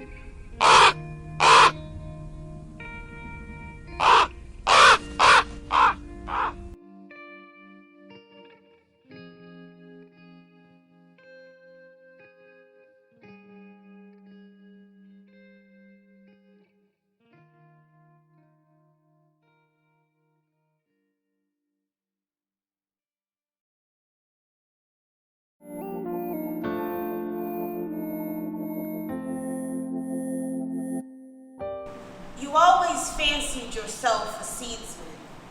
Me, a giving flower. Me, self-sustaining, unbothered by the dryness of your soil. Still, I wish myself to be less dandy, more rose for you. A damsel in search of a gardener. Instead, I became a bouquet of wilted hands. Unlearned how to bloom for fear of being a weed. Believed my love was invasive, cause it be everywhere. Yellow lions roaring across your lawn. Ain't I a dandelion? A healer tap-rooted in minerals. I wasn't a weed when you met me. Crumbled and reduced to a shell of a woman, gaslit to get you higher. Not enough rose hemp in this rap. Won't be no houseplant. Can't be your favorite flower with ideas springing from my afro. Seated wisdom blown out like the last part of a wash day. The exhale at the start of a blunt. Oral history for your taste buds. I got the juice spilling from the sap beneath my skin. You broke my stems to drink of me because you were thirsty. I let a man unearth me. Planted a narrative about who I am. Treated me like my petals ain't pretty petals, too gargoyle to be in his orchard. I thought he would shower me with love. Was pesticide falling instead of rain? He planted doubt in my garden and laughed, but nothing grew. A broken man taints the ground, insulting the one thing that sustains it. A broken man will taint the ground. A poet with no words is still a poet. A woman without a man to love her properly is still a woman, still incredible, thriving, like a dandelion.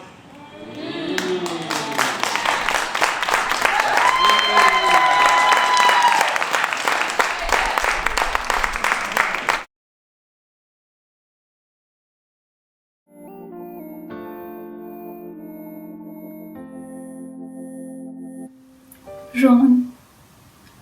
Broken spirit, numb soul, hope left him stranded in the mind circle long ago. A gentle breeze sneaking through a crack caressed his scanty, tortured fur. He felt her kiss on his creased face, shackled hands, his heavy heart, but couldn't bring himself to follow her outside, step on the grass. Engage him in some game or play with the misty drizzle, or maybe just watch wings streak and stretch the seamless sky. Was it pain, disappointment, or betrayal etched in his eyes? Sitting next to a window, he didn't even peep outside for a long time. Can't say if it was the bars or the space between them that restrained him with an invisible tie. Captivity cracked a jungle creature, tamed the wild in the beast, brought him to his knees. An age in a cage made him fearful of the warmth streaming from the sun.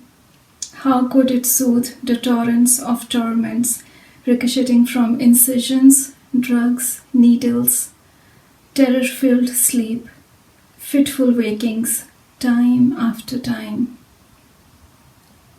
Logged in books, published in reputed journals, displayed proudly as a plaque on the mantel.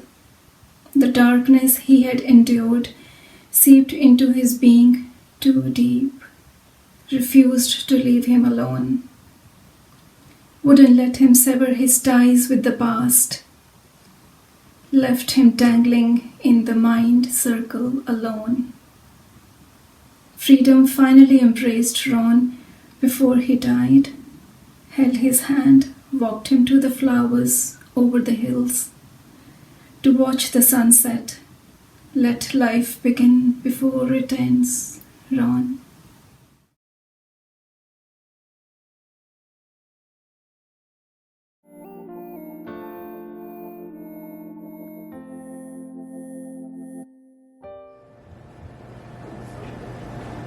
My uncle got life in prison for shooting someone.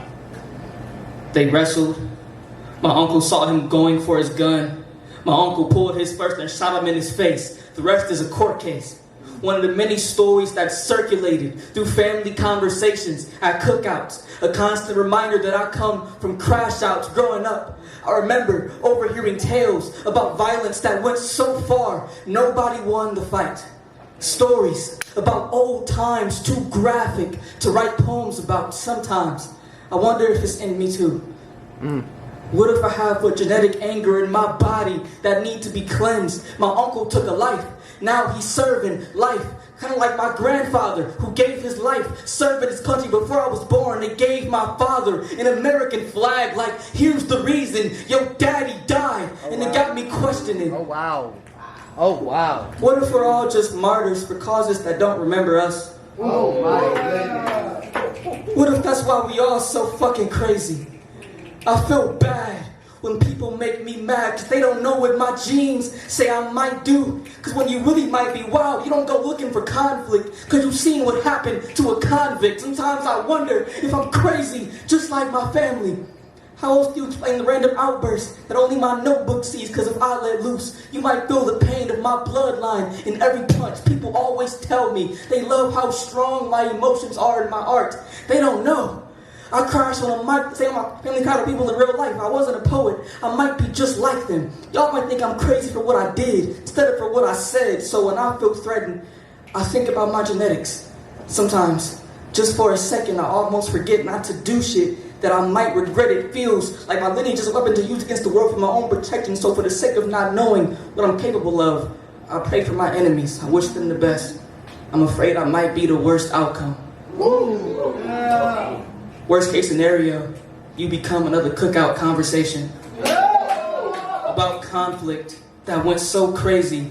Caskets opened, courts got involved, case closed.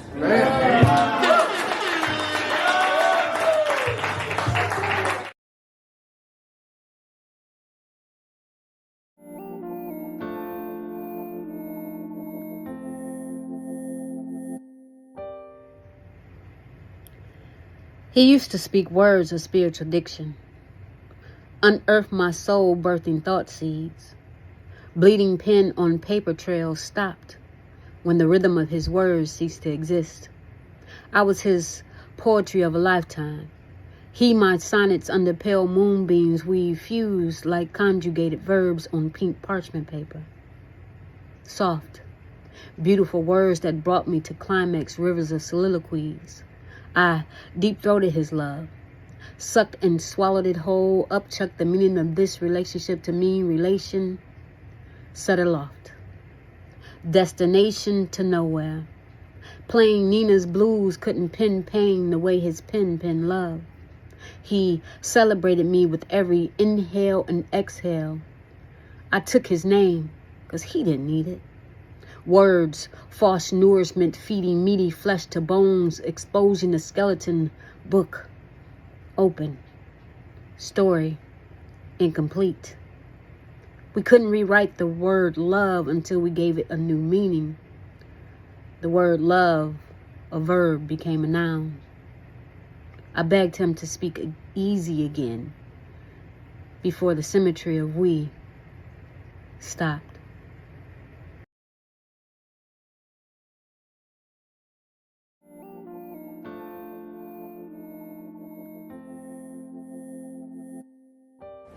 I can learn to open carry. I can learn to open carry. I can learn to open carry. I was born in a concealed carry state where any mistake would turn my mother into a machine gun. Her tongue, always a gun range, turning her children into target practice the way that she would blast off without aiming and one of us would always get hit. Here's my ballistics report. I remember the first time I wanted to unload my clip. My mother wouldn't even give me a shot. Told me that children should be seen and not heard. The conversation always how it's me and never how it's her. So she turned howitzer, so I became a silencer. Afraid of the recoil. But this is how I learned to survive an assault rifle. I became a barrel, holstering in so much that sometimes I'm afraid that someone might catch a stray. So I learned to conceal. I conceal and conceal. I started to get good at camouflage, departmentalizing my hurt, my trauma, my sadness. So when someone asks me what the problem is, I always draw a blank. No one ever expects me to be the shooter. Always see me as the peacekeeper, when inside I'm trying to avoid being a peacekeeper, trying not to unload my clip on the unsuspecting target, then bang. Sometimes when I'm triggered, I become a weapon of mass destruction, accidentally discharging my trauma on the unsuspecting market. I try so hard to conceal and conceal, but I guess the ammunition doesn't fall far from the chamber. I just wish I knew more about gun control. How to gain control. Wish this stage wasn't the only place for me to open carry, that people understood how much I'm carrying, that I'm always armed and dangerous. But I have a daughter now, and sometimes when we speak, I feel the bullets trying to escape the chamber in my chest, but I learned to resist, because I don't want her to learn to hide from drive-bys. Don't want her body to be filled with gunpowder residue after they dusted for prints to be the only proof that I was even a parent. So even when I'm angry, I never let it rip. And the scope of the situation says that I can't change my mom or my past, and some days not even myself. But for her, every day, I reload and try to aim higher.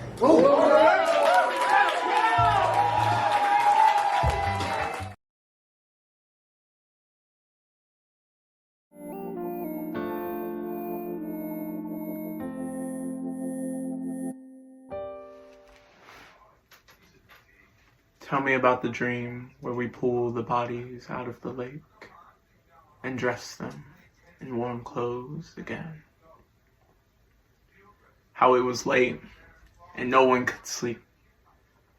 The horses running until they forget that they are horses. It's not like a tree where the roots have to end somewhere. It's more like a song on a policeman's radio. How we rolled up the carpet so we could dance. The days were bright red. Every time we kissed, another apple to slice into pieces. Look at the light through the window pane. That means it's noon. That means we're inconsolable. Tell me how all this, and love too, will ruin us. These are bodies possessed by light.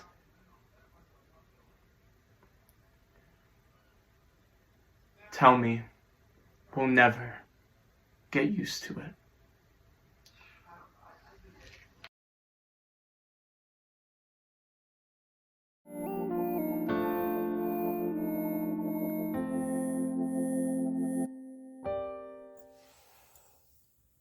The front lawns growing green and blooming, post-equinox and under professional care. The 3-flat, meticulously rehabbed and tuck-pointed, kids in yards, parks, break from classrooms, mail carriers and the odd grocery delivery.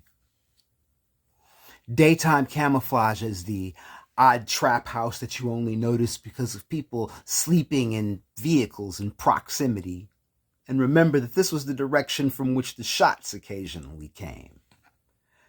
The shots that startle you. To remembering when Ciara visited, inferred that this might not be the hood with its bungalows and garages, the odd mulberry tree. The hood may be round the corner, down the street, across the expressway, and under decay. But we reason that the hood finds the urbanite.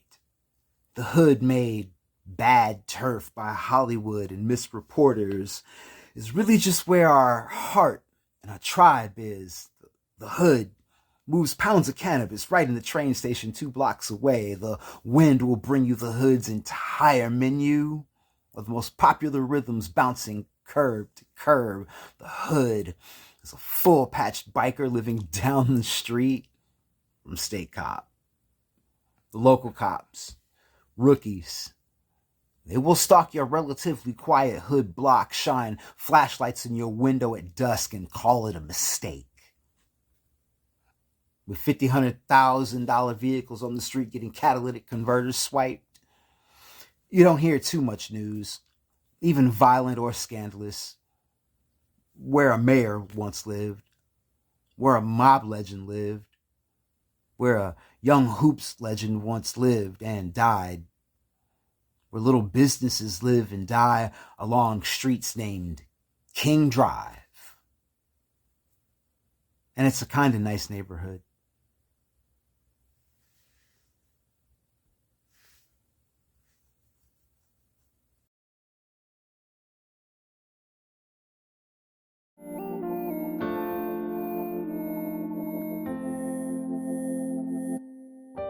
Please welcome to the stage, Linda Orji.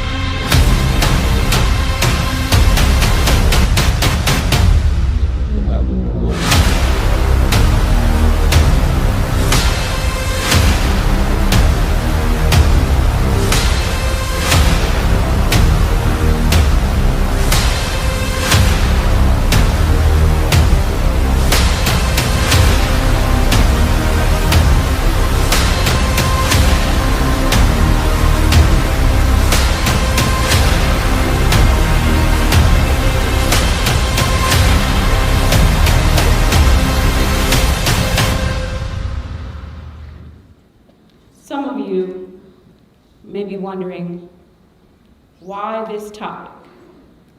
Why now? Why this platform? My answer to that question is why not? A night of artistic renewal is dedicated to our youth, is dedicated to the underserved. So I ask again, why not? I'm here to tell my testimony. The first time I shared this was at a small church in Hartsville, South Carolina. And now I'm here to bring that small church to you and talk to you about the dirt that soiled my soul, the dirt that sharpened my tears and halved my whole body. You see, I was covered in mud from adolescent years into adulthood. I was confused, I was misjudged, spiritually, mentally, and physically confined to the memories of being molested by my own bloodline, beginning at the mere age of 9. Disgusted by the pounds of litter that came with every jitter, when I heard the sound of his voice, it sent a quiver. I was cold, I was bitter. I asked, why, God? How could you consider not to reconsider when you knew the intentions that he had for me when I was alone in my own father's home? Jersey City, Woodlawn Avenue, no one knew. How in the kitchen after dinner his sins became sinner. How when he would help me with my homework, his hands would do their own work. How when I was hanging my clothes to dry in the boiler room is when I saw Satan exist in the human eye. How he taught me how to ride my two-wheel bike, strategically placing his hands on the saddle seat, how in the front stairwell by the entrance he said my body had a J-Lo resemblance. He would laugh when in attendance at family-friendly functions just like this one, with no repentance. How I wished for his severance, that he be discharged from this life with a vengeance. I asked, God, please cleanse me from the pain. How do I brush away the rust of pain from the forced-on shackles? Pain passing through my life center wheel like a rotating axle. How do I tackle the constant suicide versus life battle and spread my wings and soar?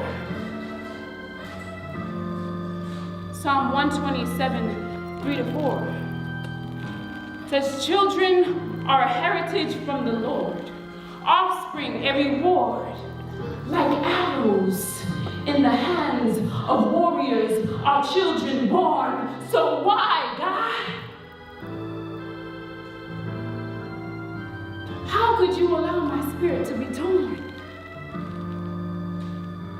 That question followed me on my teenage runaways and remained undone up until about age 21 when I realized I got 99 problems, but a closed mouth about my molestation ain't gonna be one. 9, Ecclesiastes says, that which has been is that which will be, and that which has been done is that which will be done. So there is nothing new under the sun, which means that this battle that I face is one that I have already won. You see, I didn't just write this for myself. I didn't just experience this for myself. I wrote this and I experienced this for every young boy, every young girl, every woman, every man, every individual, young, old, tall, short, colors of all sorts, from the lands of Africa, especially Nigeria, to the depths of Saudi Arabia, India, Mongolia, Russia, United States of America, Charlotte, North Carolina, Blumenthal Theater. We will take flight. From the words of my ancestors to your souls like no other. You see, I am the deliverer. I am the messenger. I am the sole survivor. I am the voice of those who cannot shout. Those who have been ridiculed, made dirty by the hands of another. In the words of my grandmother, the Igbo proverb says, Bachara anyagi. Say it with me. Bachara anyagi, bachara anyagi, bachara anyagi. That means to wipe the mud from your eyes and foresee that you are not alone on this journey. So you stand up straight. You readjust your crown. You wipe that mess from your body. Don't let it weigh you down. You stare that enemy in the eye. And you say to my uncle, who wound up being a child molester, you see this woman right here? She has a new role. This woman right here is telling the untold. This woman right here is one that you could never, ever control.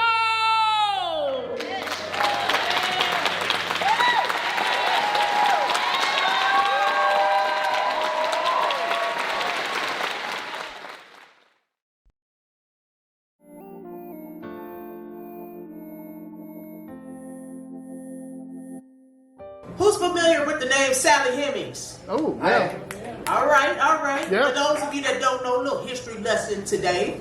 This is my ode to Sally Hemings. She was the enslaved concubine of Thomas Jefferson. So she is one of the people whose names I'm going to just keep saying because history tried to fold her into the dust. This poem is called It's Complicated. If Sally Hemings had a Facebook page, what would her relationship status be? Single? In a relationship? It's complicated. Like Maury Povich, complicated. Like President Force's affair on his deceased wife's enslaved half-sister, Complicated? The scandal is broken by a journalist scorned.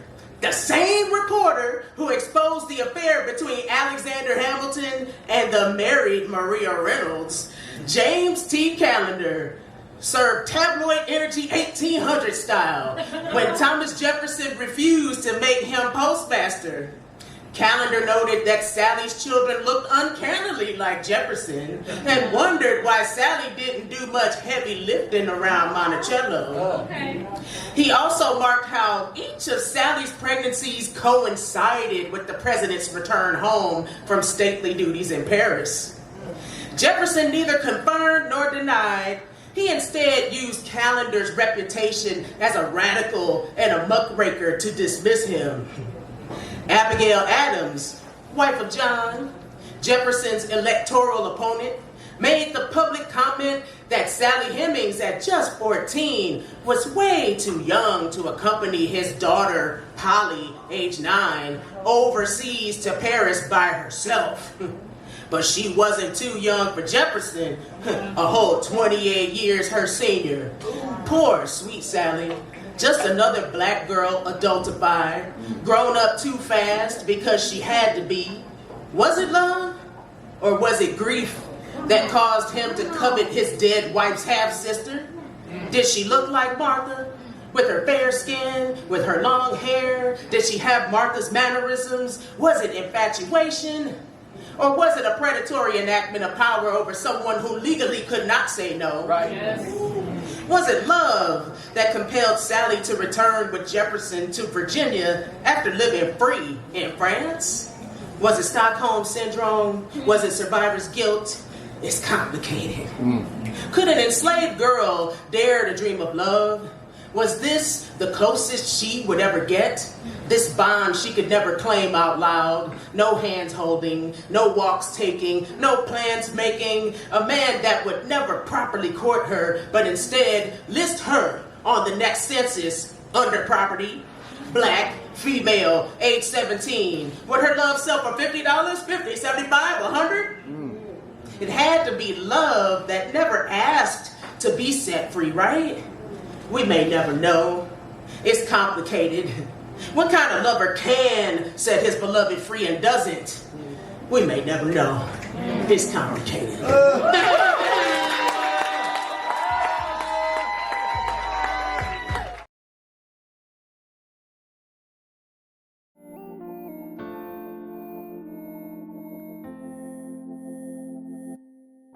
The ICE training manual.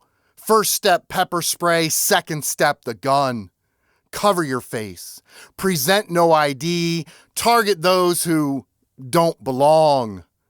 If they question you, if they film you, if they stand between you and someone you are harassing, first step, pepper spray. Second step, the gun. Enter apartment buildings in the dark of night. Find anyone, everyone. Arrest them for breathing. Zip tie them and their children. Find a threat. Invent a threat. Be the threat. First step, pepper spray. Second step, the gun.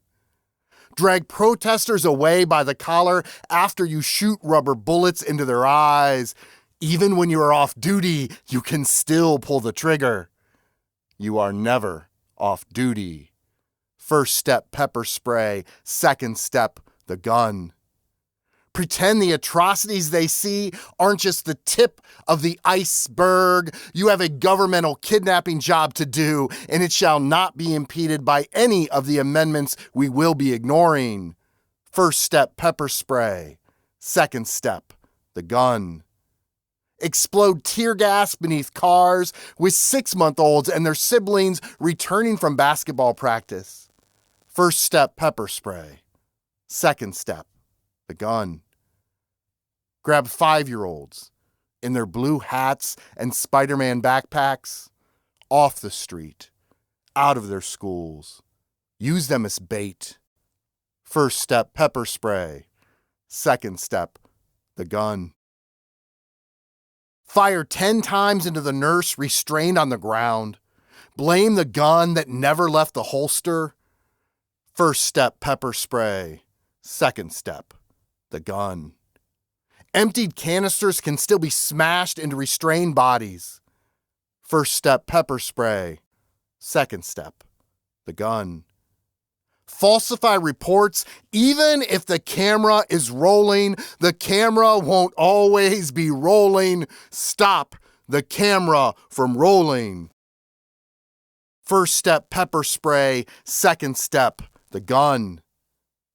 If they are a mom in a car, say you were afraid of her slowly moving vehicle, of her smile.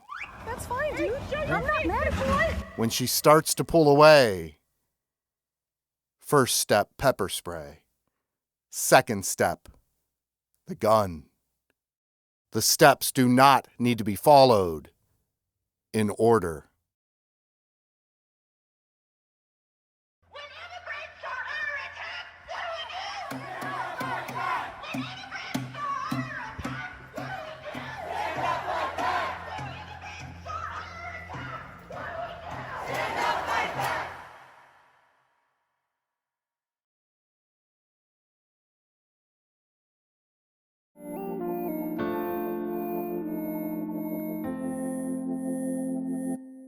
My skin makes the room fall silent.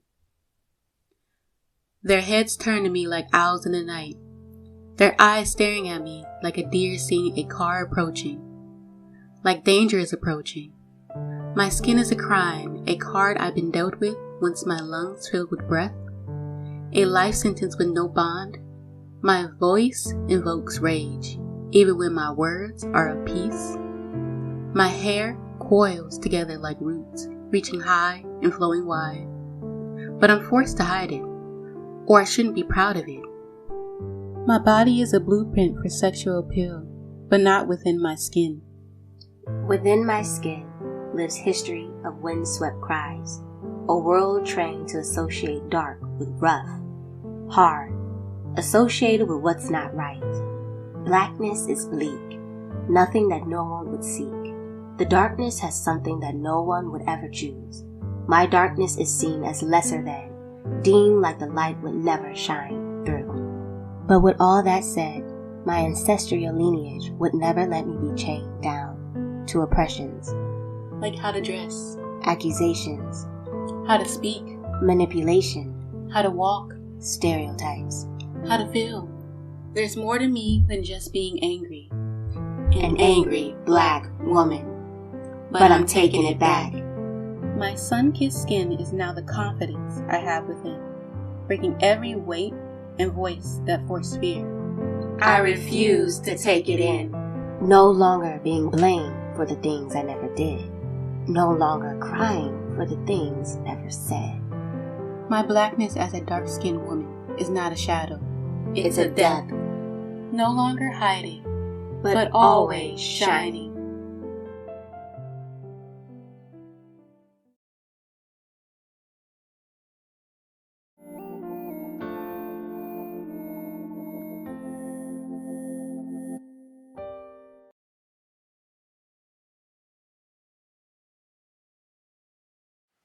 Little brother, look what they've done to me. For millennia, I have woven myself into humanity's dreams, raced comet-like across our collective consciousnesses, basic as a circle, a hooked cross, a child of lines and busy hands, simple, recognizable. They call me swastika. And I was everywhere, even in the one place I wished I wasn't. Now I admit, I was jealous of you, little brother, and the star you rose up on, for I was just a hooked cross, glossed over on cracked clay pots and deerskin teepees, hidden along with kisses on the collars of Chinese children, ironically, to protect them from evil spirits. All of Asia blended me into their backgrounds, Jainism, Buddhism, Hinduism. I could tell you where any temple was, a sun symbol, a heart seal, eternity, a minor celebrity on one continent, a child's absent doodle on the rest. He took me west, little brother, told me to point right and lean, hold the pose, showed a bright white spotlight on me while I danced on a red carpet. They all waved at me. Little brother, I got caught up in the rush to become a major celebrity. It was too late to turn back. They slaughtered each other under my hooked shadow, the smoke of their flesh darkening my form. I let them turn me. into something horrible, simple, recognizable, detestable. Humanity's dreams no longer idly trace my form. In innocent doodles, countless millennia may never wash away the stench on my lines, no matter which way I turn. A minor celebrity on one continent, a symbol of hatred on the rest, so many killed, while I waved over them. They're murderers, justifying themselves by the meaning they put into my shape. They killed for me. You don't have my hooks, little brother. We have the same parents, the same simplicity of lines. We have had different men who have defined us, even if we have both been worn by popes. My body count is well over 6 million, little brother. Pray they do not start counting up the ones that were killed for you.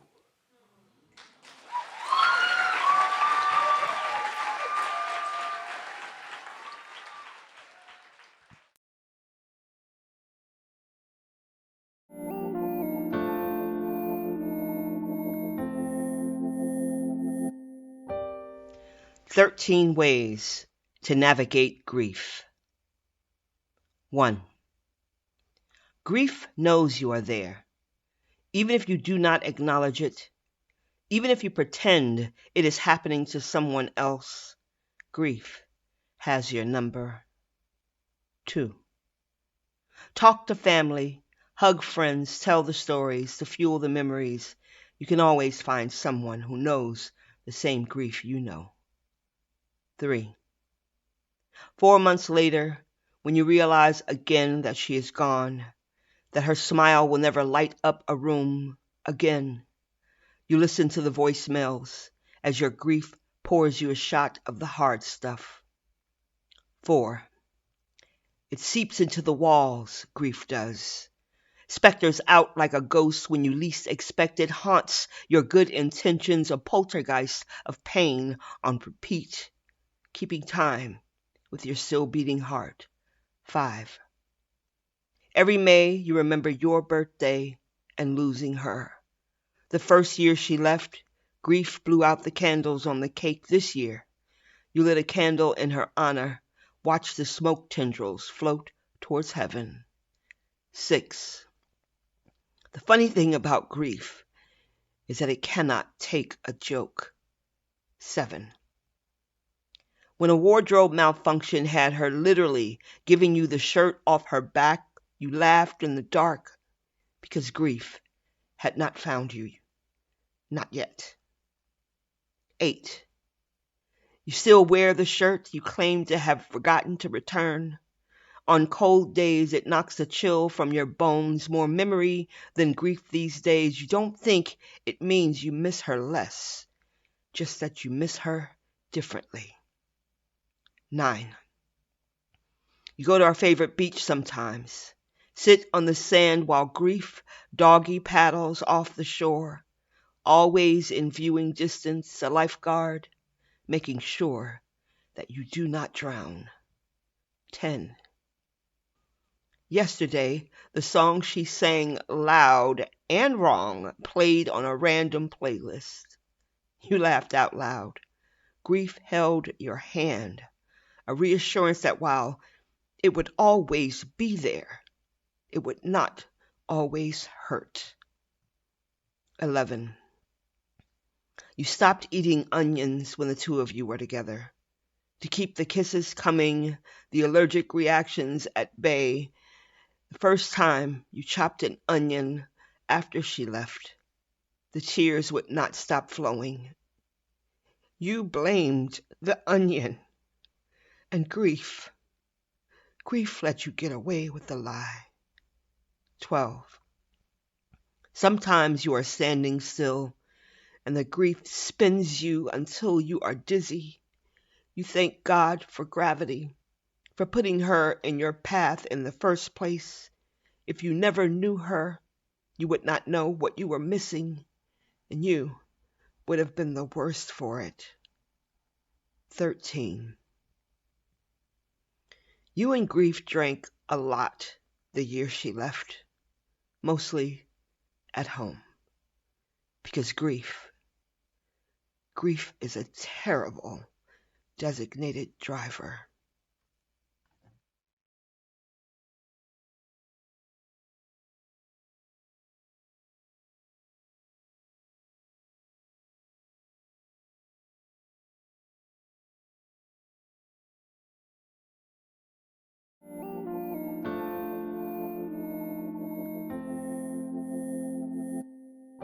I don't know if y'all can tell, but I've been real pissed off lately with our world, our country. Shit really been pissing me off. So this poem, how I'll introduce this poem, I'll say, Rolando Castillo was killed in front of his girlfriend. Tamir Rice was killed in front of his sister. There was a woman who was just killed earlier this week in front of her wife. And I think that's fucked up. Right. Yeah. Maria Oktyabrskaya was a Russian woman whose husband was killed by Nazis in World War II. To avenge her husband's death, Maria sold all her possessions and purchased a T-34 tank. She named her tank Fighting Girlfriend, and with the permission of the Soviet Army, began hunting Nazis herself with the tank that she bought. This woman found out her husband was killed by Nazis and was like, no, I'm going to war. Now that's relationship goals. I want to witness this form of love for myself. Not going to war, but just the resolve to. A human you are willing to give up your humanity for. The courage to say, you take my loved one, and I will take your life, and everyone like you. Imagine Betty Shabazz with that same energy. Burned the ballot and loaded the bullet. Replayed every conversation her and Malcolm had about death as she fired into the heart of America. This country lucky Coretta was a Christian. Imagine if Manny Teal had a tank, or if vengeance wasn't something black folk gave to the Lord. Open fire instead of open casket. Imagine if every time a cop killed someone we love, we took up arms instead of offerings, paid for ammunition instead of funerals, brought our Bibles to war only so we can write a prayer on a missile. Imagine an empathy so violent we kill our enemies with weapons we have given names. Rewind! I'm sorry. Rewind back to the missile part. Prayed for ammunition instead of funerals. Brought our Bibles to war only so we can write a prayer on a missile. Imagine an empathy so violent we kill our enemies with weapons we have given names. What police officer would stand a chance against a grenade named a father's grief? What is a bulletproof vest to a buried child? America should pray daily that black folk never begin to thirst for revenge, that black art never becomes black artillery, bullets through an artery, replace Lady Liberty with a statue of Aretha. If I lost my life to white supremacy, I wouldn't want anyone to go to war for me. But I think my ghost would smile if they did. I think my smile would be as long as the poverty line. Smile wide like the wealth gap. Do not go to war for me, but if you do, let me be an altar in your arsenal. Write my name on a missile like a prayer while you pray. Do not go to war for me, but if you do, go ahead. I know how tangible injustice can feel when it is out of your hands, how hopeless it is to be powerless and in love and in so much fear for your love's life. And what better reason is there to go to war than love? Ain't black love like being at war already? Didn't Betty bury Malcolm's body full of war wounds? Remember how Fred Hampton and his fiancée were killed by the government while they slept? Dreaming of their child one day being alive. If black folk ever wanted revenge, who could blame us? We lose loved ones so often, we feel grief for people who are still alive. No wonder. Every time my lover leaves the house, I have to wonder if today is the day. Think about what I would say to our son, and have I felt ready for war just from the thoughts? Wanted revenge for something that has not happened. So when I read about a woman who found out her husband was killed by Nazis and bought a tank, my first reaction was shit. I don't blame you. Get your revenge. They say an eye for an eye leaves the whole world blind, and I want to say shit. We can write a eulogy in Braille.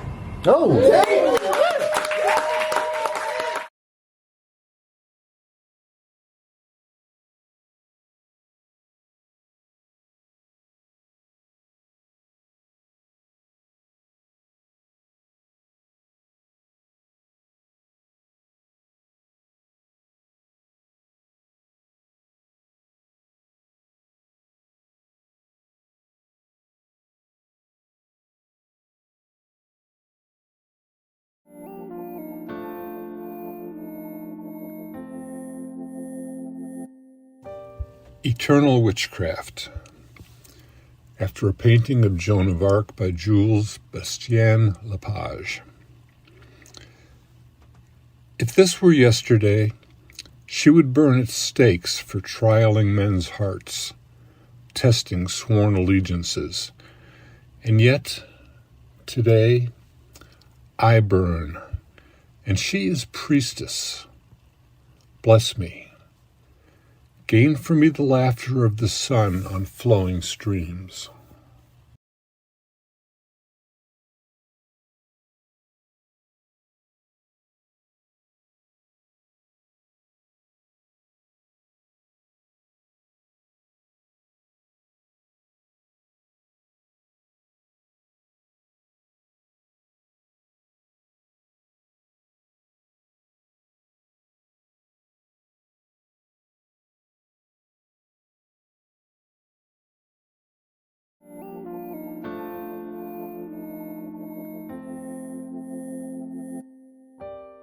My grandmother wore Motown on her hips like inner city blues, a rebellion of freedom and joy and pain, a revival like quicksand having a talk with God, songs in the key of life at her fingertips, her body a pulpit and testimony, amen.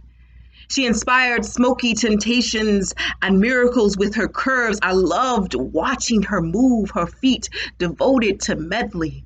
A mysterious black jewel, a love child who encouraged future memories, tainted loves, ladies who sang the blues, music that healed the soul. Imagine a perfect pitch on an imperfect day. Imagine a descendant of Eve breathing life into a child's bones. Imagine black girl joy and revolution translated into movement and music and everything woodward cruising.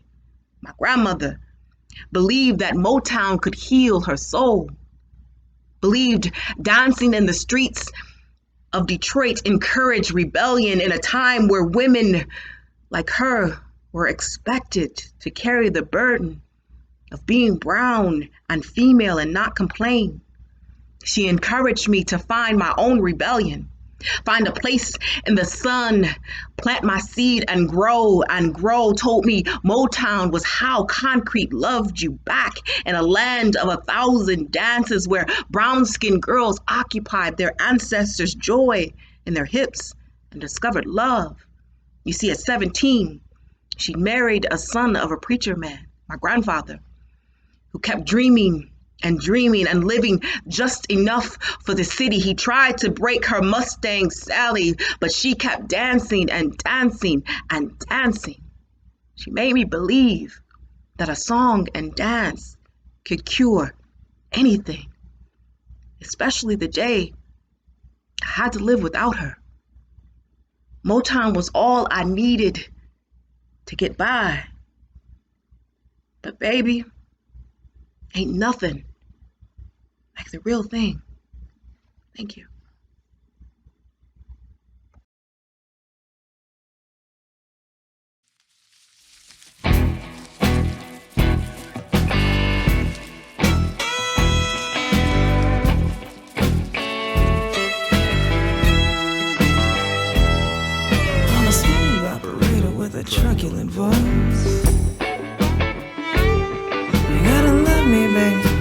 got no choice. I'm a smoking hot devil, but don't you fear. I'm gonna lift you up right out of here. Sooner or later you're gonna learn when the flames get higher. Fire don't care who it burns.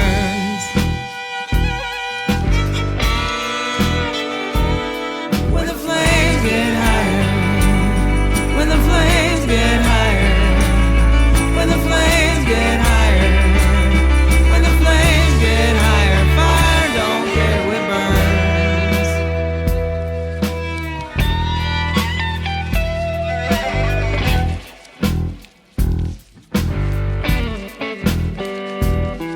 You're a sweet little hen, but I'm a fox. I'm gonna steal your eggs right out of your box. Gonna make her mine just 'cause I can. Baby, I got you right in the palm of my hand. Sooner or later you're gonna learn when the flames get higher. Fire don't care who it burns. When the flames get higher. When the flames get higher. When the flames get higher. When the flames get higher. Fire don't care who it burns.